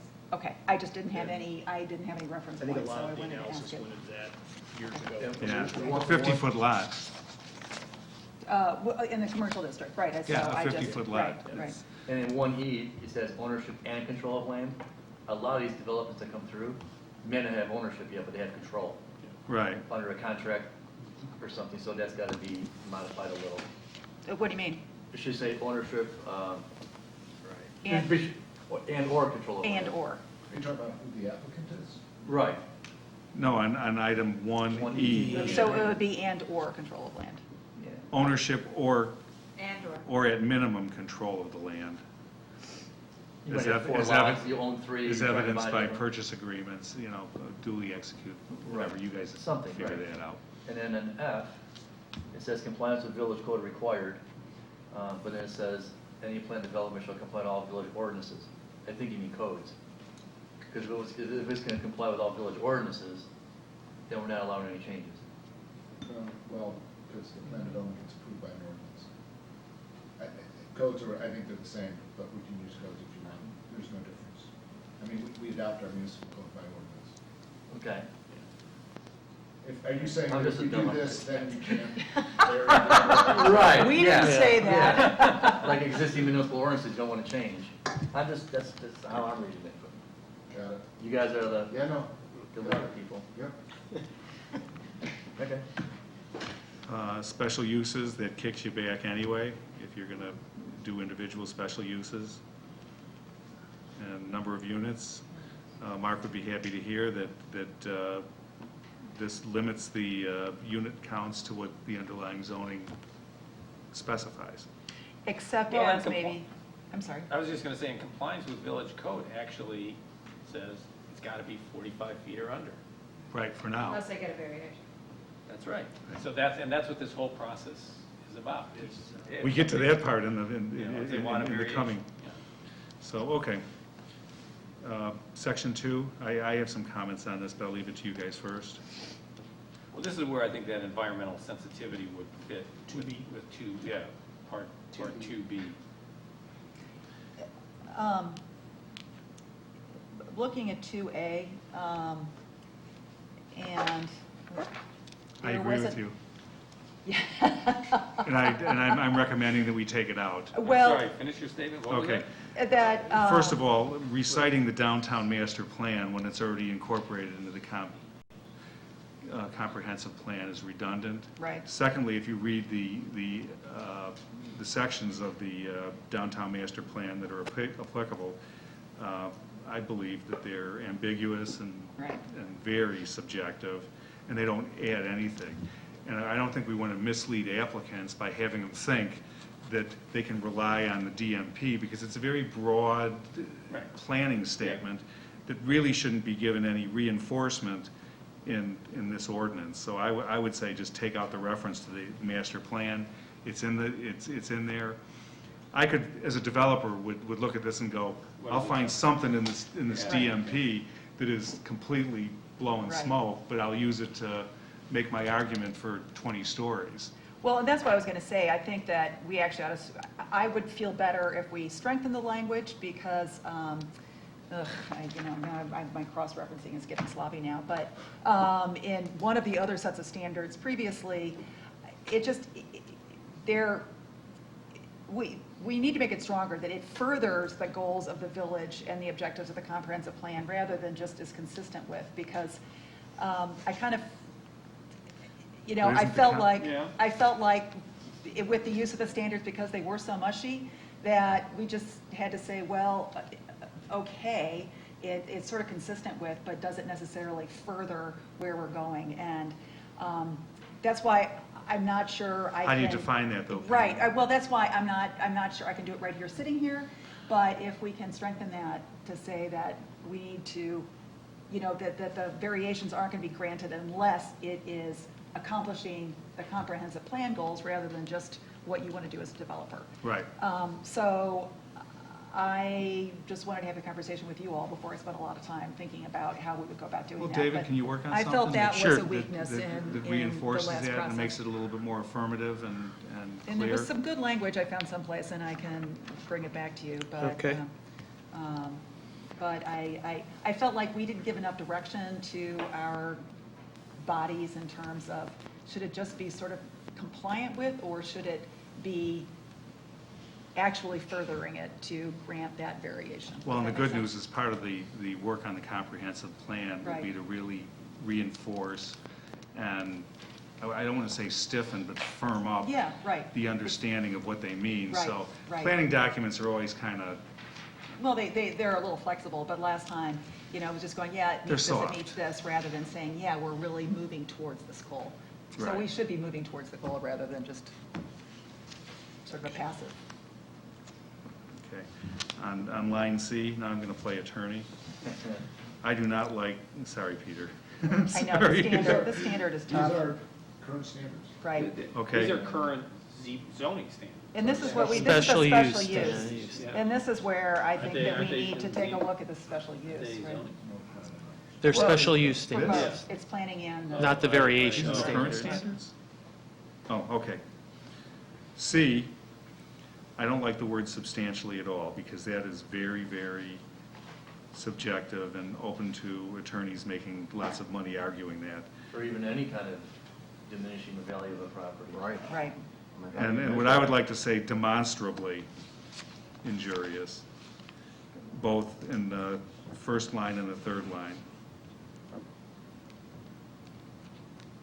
I think like Bob said, how do you define that?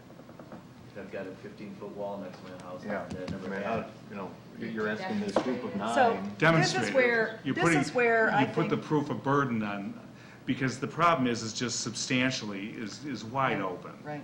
You And know? I agree with that. But if you reinforce it just to, and I don't know, maybe you attorneys can figure out how you firm that up to be something more than just because I say so. Well, it's- And that substantially to me is because I say so. So the difference between what you're talking about, I think what's intended substantially goes to the severity of the injury as opposed to how it's proved. So I get what you're saying, you want the injury to be demonstrable, but what substantially I think it's to is it material?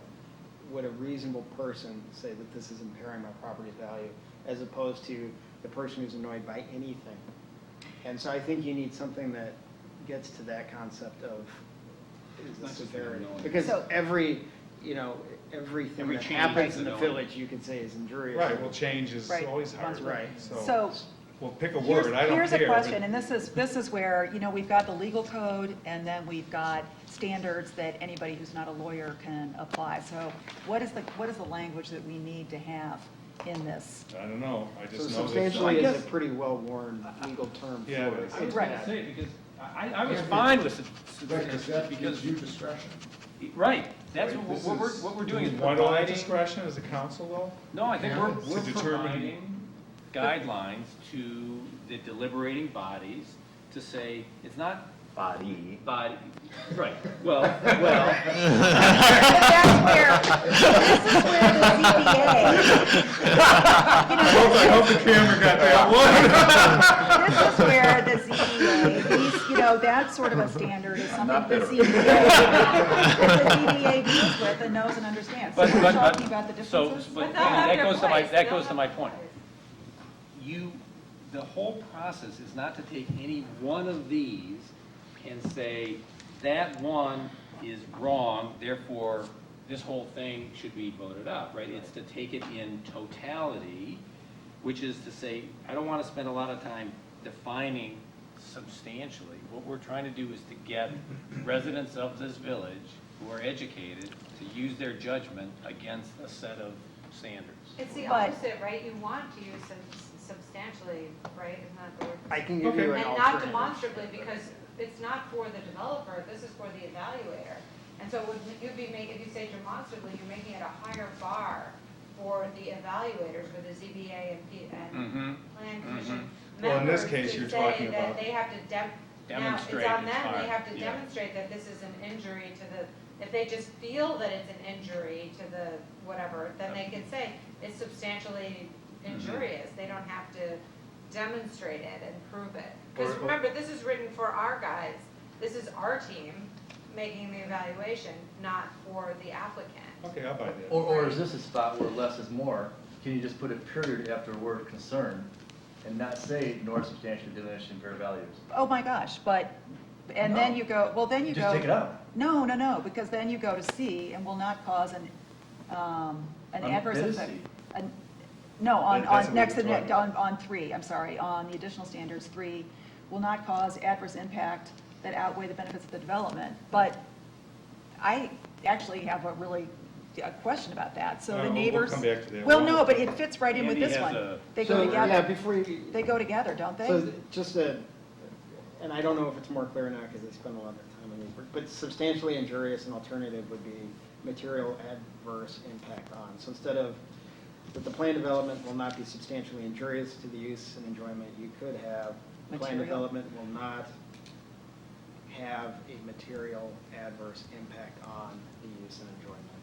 I guess the bigger question is thinking of this as guidance for. Right. I would rather go substantial. What is the better, what's the best? I And kind of if think it's material substantial, use, that's the you're right not, thing to do. you're not then- hurting the use of your property. But remember. I always this get is worried from when I see the word evaluators. material, Andy, as a, I mean, they're both As a subject, layman? yeah, they're legal terms. because that then I gotta pick up apply. my phone and call my lawyer and ask him what it means. But it's, if we said any injury, Right, then, Right. Yeah. you've got the person who For doesn't like the anything. 9 people on the super body, what's Like the the traveling guidance? Wilburys. What's that? The traveling Wilburys. That's Greatest exactly, thing they're ever. wonderful. But, what's the, how do you quantify this? What's the message to That's- them? You Right. Quantify, and we can put substantial, material adverse impact, whatever, but we're asking them to pass judgment. Yes. And I don't know how, if I was on that, how would I know? But that's, I guess, where the good debate comes from. That's what they do. Right. Well, And Rob, I don't think residents that comes coming from- in. There's, this is it's a perennial issue, because if you try, there's no way really to quantify it. Because like, you can't say, if somebody comes in with an appraisal and says that my property's been diminished by $100,000 because you approved this plan development, you can't Well, quantify. should But you we can't- allow for an adverse impact on a neighbor? That's what this is. No, substantial or material is what it is. To the Should there use and be enjoyment of other property in the immediate vicinity. Yeah. Substantially injurious. Right. Just take out substantially. Well, but if, then you're saying, zoning does injure property, Yeah, always. right? So zoning reduces the value of property And how does almost zoning always. measure that So today? this is If you trying to have- incorporate, well, Qualitative measures. this is trying to incorporate what we call the reasonable person objective standard for when something crosses the line, not the, anybody, how do you feel standard, but juries do this all the time. What would the reasonable person find injurious. I think that's what we're So trying to get to. Here's where I think that, But can I, wait a minute, before Oh, you go, yeah, can yeah, I yeah, just sure. respond to that? Yeah. So I agree with that, but there's nothing illegal or improper even about a zoning decision that quote-unquote injures another property. Right. It may be a reason to deny it, but there's nothing, when we grant, somebody could say, I mean, the people at 7-Eleven could say that their property's worth less now because of one Winnetka. That doesn't make the decision to grant one So Winnetka Peter, is illegal. that zoning, is this a zoning, to your point, when you were sort of, can we separate this a little bit? Is that the zoning issue right there? yes, That's not really a plan No. commission No. issue. no. I mean, it's It kind of both. straddles. I think Well, it's So straddling. this is a question that at zoning, we talked about Right. before, right? Because one of the standards was that the change would not, injure adjoining properties. Right. There was no dollar amount, and that's not the exact wording, But but there's no dollar amount. that's always considered as part of any That's zoning part of decision, it. right? Right. But I would argue that what zoning spends its time doing is residences, right? No one on zoning, and I'm speaking for myself, having sat there for 6, 7 years, I mean, I don't have any special skill coming from zoning that allows me to evaluate substantially injurious in a PD process than somebody on plan development. Yes, we do it, but we do it on a residential basis. Is this fence moving 6 inches closer to this property a problem or not? PDs it's Is a that- whole different animal. Is the reason, why is the reason that it's only residential properties that you would be doing? Because that's what you see 99% of the time. No, That's what no, zoning but in is. the zoning board, in That's terms what of, is zoning- that, That's who's building in Winnetka. Yeah. right, but 99% is, of the time. that's what's going on right now. Would it be different? I mean, that just is where we are right now. Also the majority of the land use. Yeah, exactly. It has to be the vast majority. So Penny, I'm Oh, sorry. no, well, what I was going to say, the point I was going to make earlier was that relative to, I know we have to use legally appropriate language here, but getting back to the comment about training, because we don't do this very often, I think it would be really a great idea Totally agree. that we have, if whenever there's a 100%. PD, that it'd be a combined training session, everybody sits down and talks about it. And this would be one of the things that you would Yep. discuss in a training session, is this is the legal language, but this is what it means. Right, and we can So, show cases that right. where courts have said that's reasonable, that's unreasonable. Right, I would right. think rather than substantially, it should be unreasonably injurious, because that is technically the The legal legal standard. standard. If, Maybe say You just unreasonably hit it on the impaired. head. Right, Part of the right, establishment yeah. of this commission will require a mandatory meeting, a Reasonably impaired the use of it. before every new PD. And the gets council should heard. participate as well. I No, mean- don't go commit me to more meetings. Well, no, but I mean, For God's we could, sake, I Penny, could no. use the training. You go, but I could you use- can drop in whenever you want Well, to. it My would be 50 hours a week, advisory for us. there are but plenty whatever. right Yeah, now. yeah. But you hear what I'm saying, David? Yeah. That has to be a part of it. Or just as you appoint the members. No, They I go- want they- the group to. Yeah, I think it's got to be. Because it's so seldom. I mean, But they just there do also, like a- there also Before should be every- training before- before, yeah. I mean, yeah, And if that's a you've been different through issue. it once, you got to come through it again. Yeah, and right. just sit Because through it. everybody has to be on the same page, and I think, again, that was a serious. I think that's a great Problem. idea. All right, anything else on this? So Chris, So you did I like- roll over on it, substantially is fine. well, so here's what we were just talking. Unreasonably? The Okay. plan development will not unreasonably impair the use and enjoyment of other property in the immediate vicinity. Okay.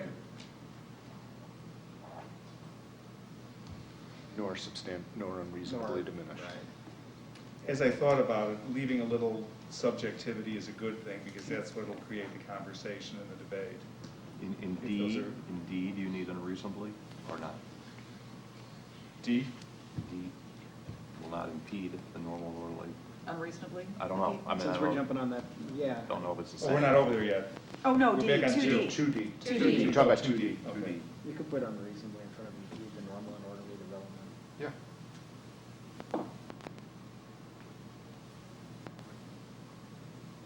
Anything else on paragraph 2? All right, let's go over to 3.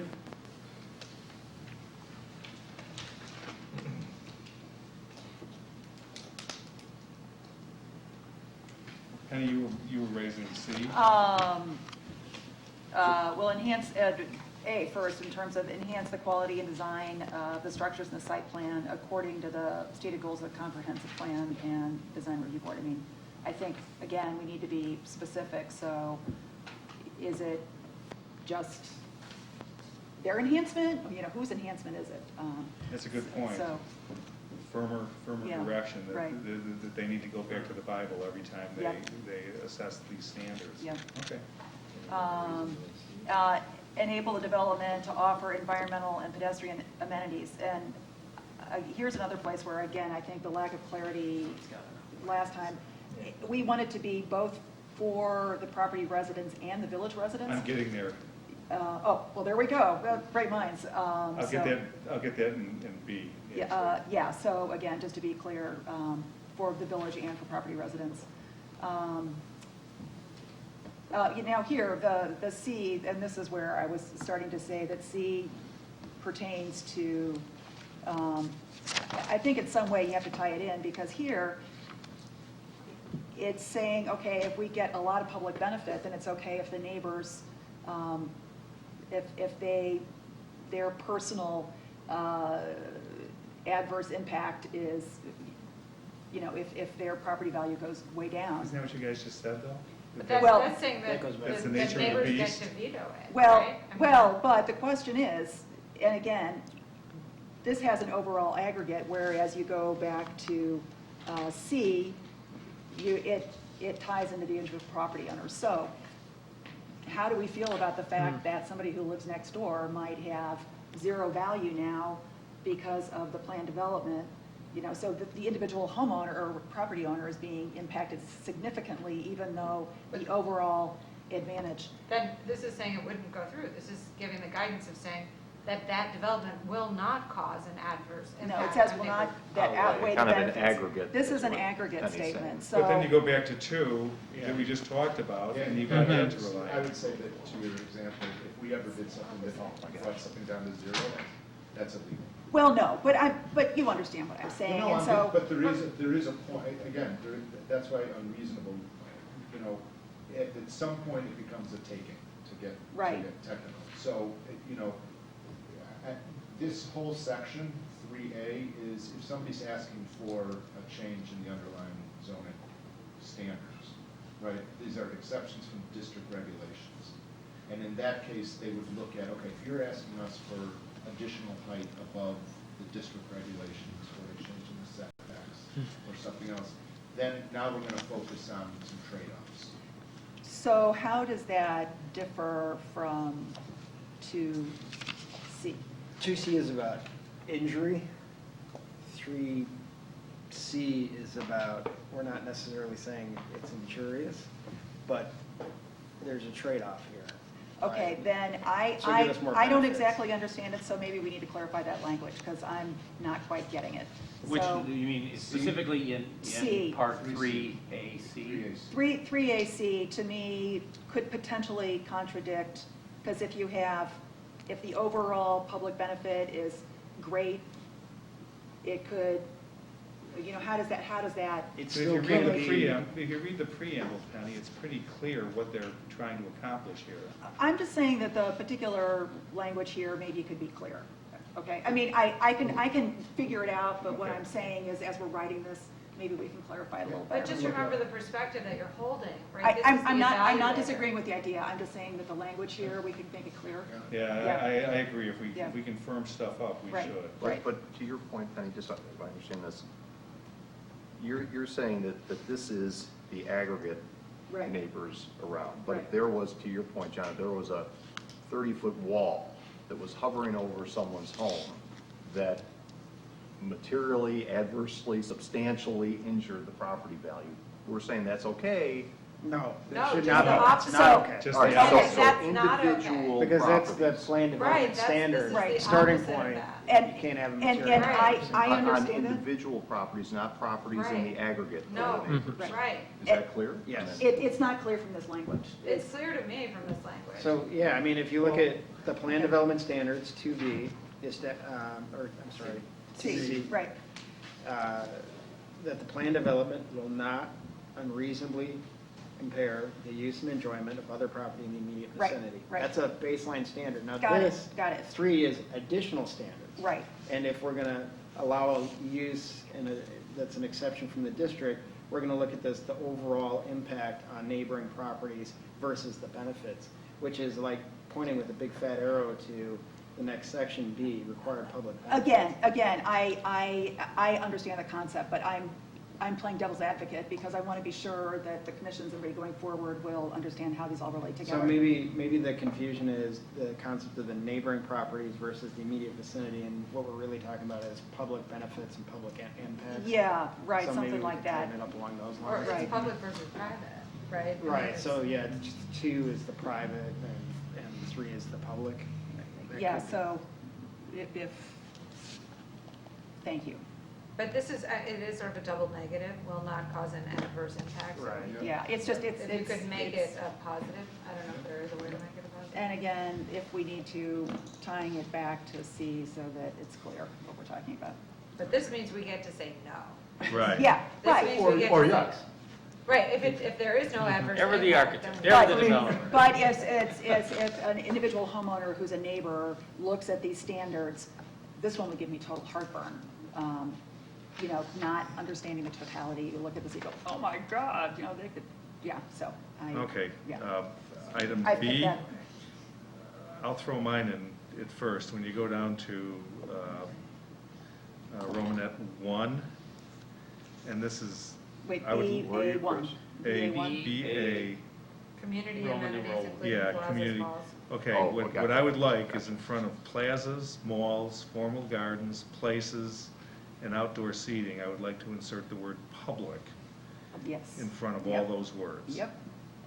Yep. Because the big, Yep. Yeah. the big issue with One Winnetka was, Right. oh, look at this wonderful Exactly. courtyard we Right, have. right. You know, and look at, everything was inside the building. Well, though, and the way the regulation, was written, it said for residents, but it didn't clarify village residents or, Right, so this is. public, right? I think when you say public plaza, Right. public malls, public formal gardens, public places to congregate, public outdoor seating. But And then that's down it. below, But and wait, but- 3, public jogging trails and public playgrounds. That said, though, if they have green space in their development for their residents, All the better. we don't care. Well, that's where I do That's- think, I was going to propose a number 9, which is to this, environmental, Sustainability. it's not just sustainability, it's, what if a developer, in some foreseeable future said, geez, I'm going to put solar panels and I'm going to be able to put power back into Right, the grid. right. We don't have net metering yet, so we can't. I'm look saying at it as a sometime, public benefit. But sometime in sustainability- the future. 10 years. Sometime in the future, right? We're looking at environmental, something that benefits the environment. I'm going to put a carbon capture system on the roof of my building. That kind of a thing. So do we want to define that as a public benefit or Yes, a it's social, not just- a social good? Yeah. Well, it's not just build a building that is environmentally conserves power. I'm saying that it actually provides a public environmental benefit. I'm going to provide a public composting area in my building. Is there anything relative to what the standards were that the Environment and Forestry Commission, that whole set of standards that we approved? They're going to be in front of us very soon. So would there be any benefit of tying into that? Yeah, so there would. So what I was going to suggest on is for Romanet 2, is breaking up preservation of existing environmental features or historic features. Yeah. Just to have that preservation of historic features, and then let's have a dedicated line towards Yes. enhancement and enhancement of the overall environment, sustainability of the village, or something like that. Yeah. I agree, it should be separate. Sustainability is really important. Yeah, it's hugely important, and those are our stated village goals, And, so, right. and green construction methods Yeah. are Yeah. intensely important. Right. Because there's so much stuff being recycled now, and a lot of it we require anyway. Right, right. As part of our ordinances, but I guess the question is when you start throwing it in there as a public benefit, a lot of these things become more developer benefits, to be honest with you, because they can use them as a Well, marketing you tool. know, I mean, if it's mutually beneficial, is that a bad thing? That's okay. I don't know, We're all and- going and in the then- same direction. now I'm gonna go completely off grid Yeah. here and say, if this guy puts a green roof on his building, does it That's matter to fine. me at Spruce and Berkeley that he's got a green roof? Is it gonna impact my life? Well, Is it it gonna make takes my life water. better? I mean, it And heat reduces the island. water It load could. in the It's village. a benefit, Not it's a probably bad. not enough. Yeah, I mean, yeah. That's $7 million part of bucks the to take care of that package. problem. Well, but it's part of the package. Yeah. Well, but like if everyone had green roofs and you wouldn't need your 70 million, I mean, it's just a step in the right direction.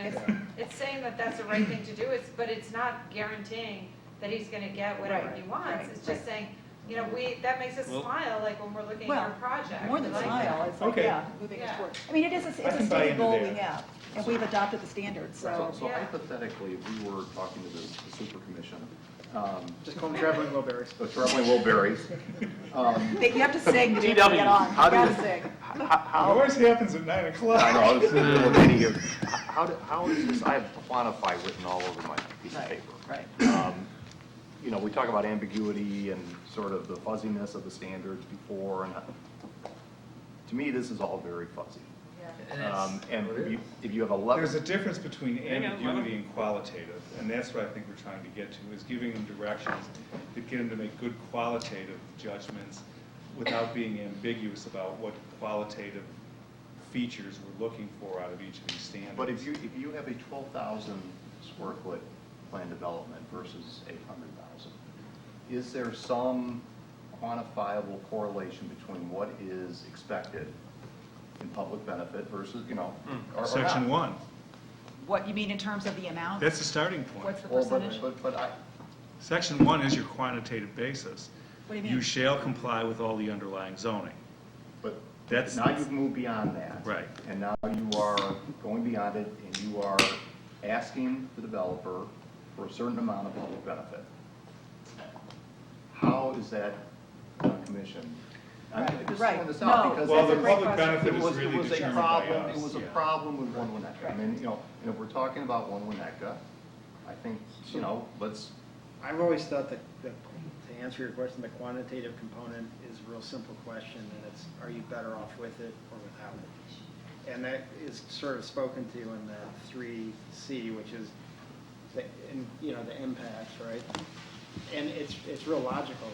If we're better off with it, even if it's by $1, we ought to approve it. well, that's kind of runs counter to this. People, if they own the property already, they should have the right to use the property. The question is this use better for us than the current? So the public benefit Well, really isn't material It's, in that this sense. isn't, in other words, I don't see any of this as an opportunity for us to say, you know, give us our cut, right? Well, no, And it shouldn't be. Well, wait a minute, but I thought that the whole process was here because if you're gonna ask for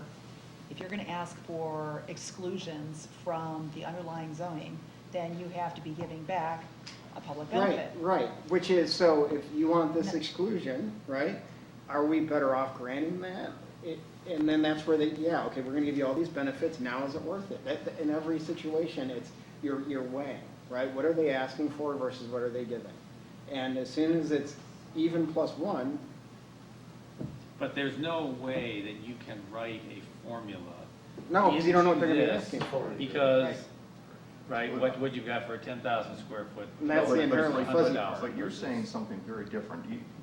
That comment to me is, go ahead and build this project, and if you can sell all the underlying retail and the, you know, the condos and so on and so forth, you may not have to give anything to the village. It you know, just because it's there. If you're not asking for anything, No, but if you're not asking for zoning they're relief. asking for something. by Well, so I'm definition. taking a totality, don't read me so narrowly, Bob. Look at the totality of the circumstances. Overall, look at the project. If they're asking for this height, if they're gonna do this, that, and the other thing, when you look at it in the totality, are we better off with it or without it? Better off in, I don't even So you understand that. weigh In the what benefits respect? In versus what they're respect asking that for. the building So is let there? me try and interpret. So Bob, is your Can I- assumption that the underlying zoning is always the best? No, my assumption is that if the village is granting relief from the underlying zoning, that we, by this standard here, that we are expecting something in return. Not just, that we have a new apartment building Right. in the I village. agree. Right. That there is something coming back. Yes. Just like, That's what all these examples are for, Something yeah. more than the approval. Absolutely. Yes. I mean, And I that was agree always with my that. understanding. Yes. Right, Yes. well, that's what this is. That's exactly what I'm saying. But you'll have, even if it's just plus $1, to Andy's saying, you'll have a whole set of values that you're getting back that are big enough so that if it's just plus, 50 cents, you're still getting all that value up until including that 50 I cents. guess I don't understand what that does. So let me interpret. Please. So, We expect a dance here. so what I think what is being said by our esteemed colleagues on the other side of the other side of the aisle.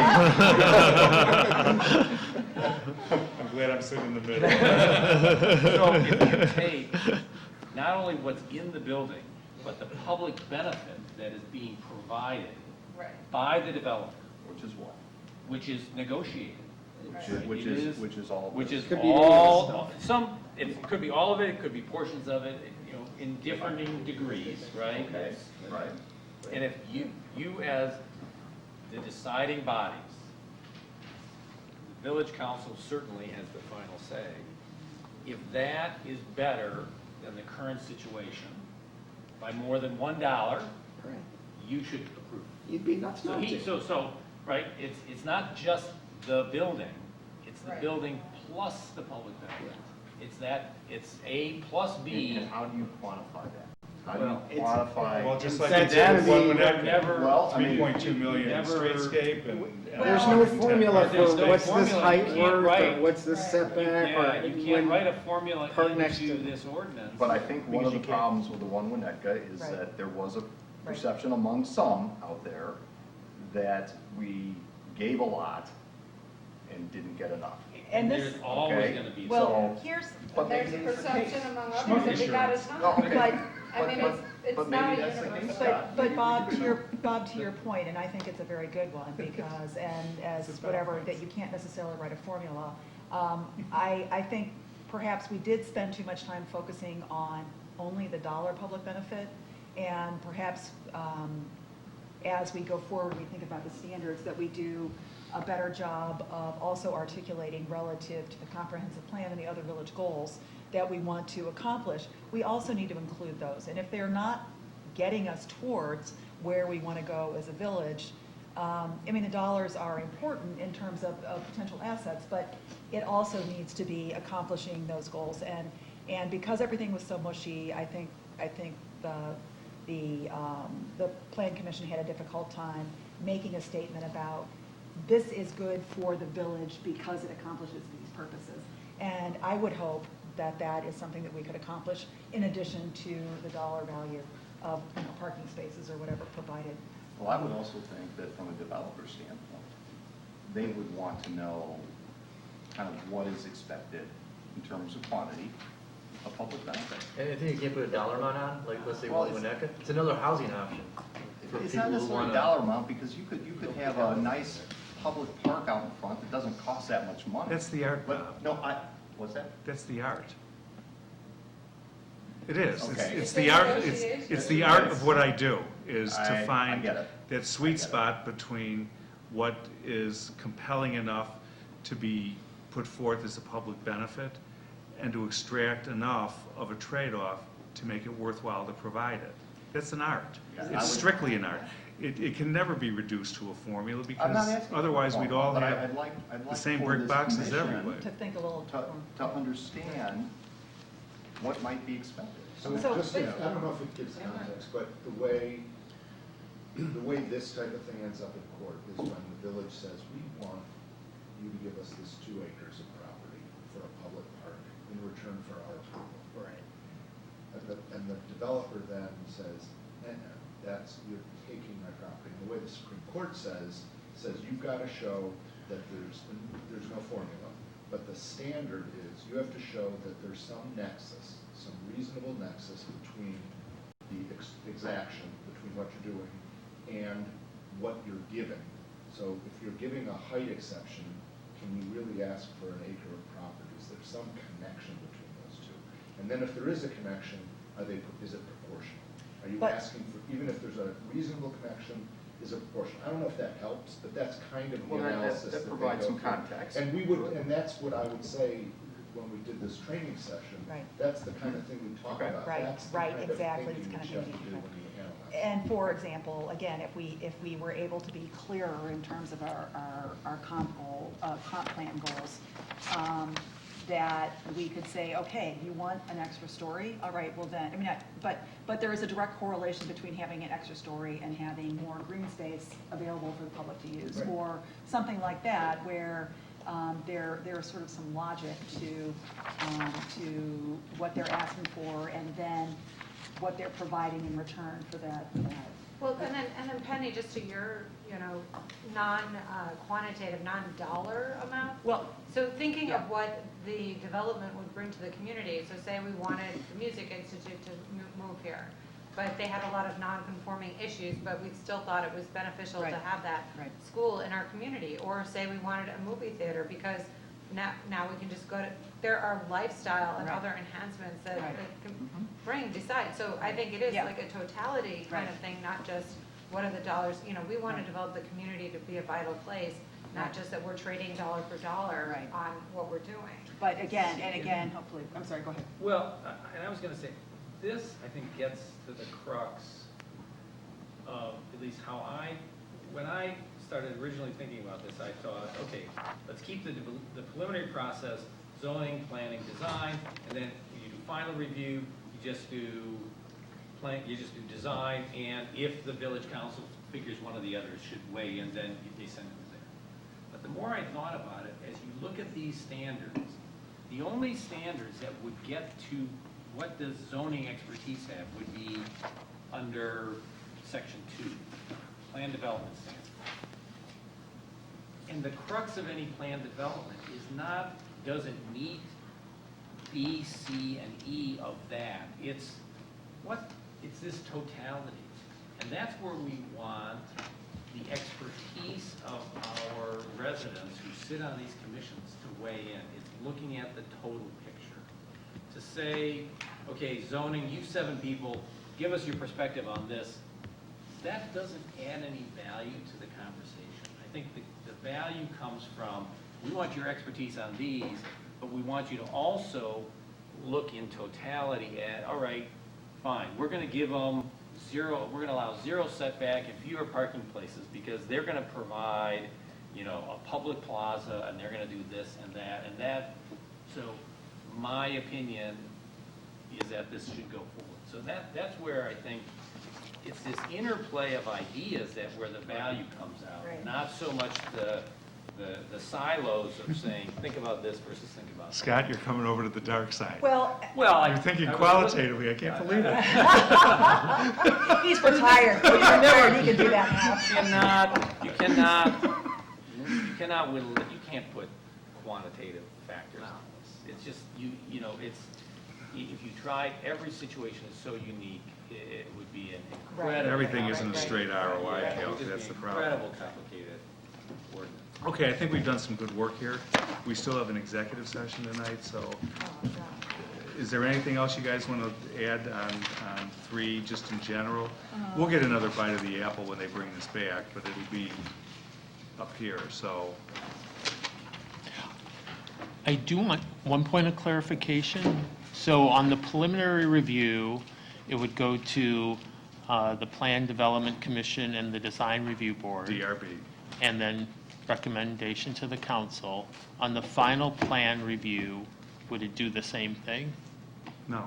Just the council? And council would look at it and say, with staff, with the significant staff analysis, we'd look at it and say, just like we did this time, there's too much stuff here, you got to go back, which is exactly what we did, right? We got to send you back to all the commissions because this is too much. Could just be go back to the DRB. Yeah. Whatever we, Is there, would it be appropriate, or is there a way to, rather than having a formal meeting for the final review, to send the material back to the committee and just say, if you have any personal comments or thoughts, because I would think after all, and just to send us in writing or whatever, Yeah, just additional input. I think that might be a useful Is that- thing to do. Well, can It's they not just come to requirement. the meeting when that's being Or whatever, presented? right, I mean, but just to, Yeah, we give them notes, but I don't want to no, ask them to do anything right, official. no, Somebody have to do it. exactly, but just, You can't say, we're going to send it out and invite them to come to the final. Yeah, Yeah, we can do that.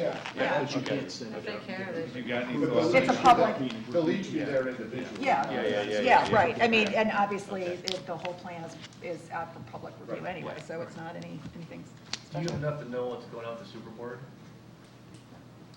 The traveling Wilburys. In terms of, If I'm gonna come the other side, maybe, you know, have the 7 people, but keep it simple. 9. Don't Nine. Don't, yeah, 9, but don't do the alternating years and the number Yeah, of people. no, I don't see any I would, purpose. the extra person, I would put from the zoning board. No, plan commission. That's why you want. I There it is sit on a exactly. commission where the leadership changes based on. Why? Bring it as a I think it's rotating because position. Because Why? if you change a position, you could be in the middle of a project and. No, the project would stay with the board. I mean, I would, if I were sitting here and that project was going on, it would stay with that commission. You're not gonna change. Yeah, it would say that the members serve until their successors. So I- if something was there, the president would be all. I mean, Or maybe you would. I, Right. I I just keep it simple. I But just, the reality of it, can I just a second? yeah, sure. The plan commission was profoundly different in composition from preliminary to final, by a significant amount of members. So it happens, and that's just government, I guess, right? Volunteer government. Yeah. So Chris, how, for the final approval, it's been approved by the super commission, whatever, and, And the DRB. so it's been approved or not approved, it may have been denied or whatever, but it comes, and whatever was presented at that meeting, approved or not approved, is coming, and that's a substantial conformity item. And so they don't get another bite at the apple.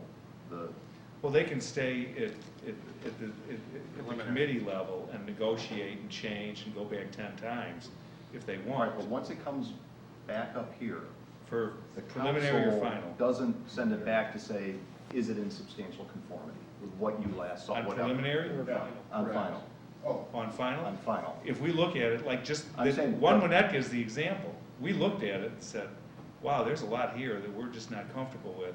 We're sending it back. But we don't want that committee to say, yes, that was a substantial, that was in conformity. We have to figure it I out. don't think I mean, I think that's the village council's got that responsibility. It comes up here, we look at it, staff makes a recommendation, just like one Winnetka, and we as a group decided that we had to send it back down. But that was actually a requested change.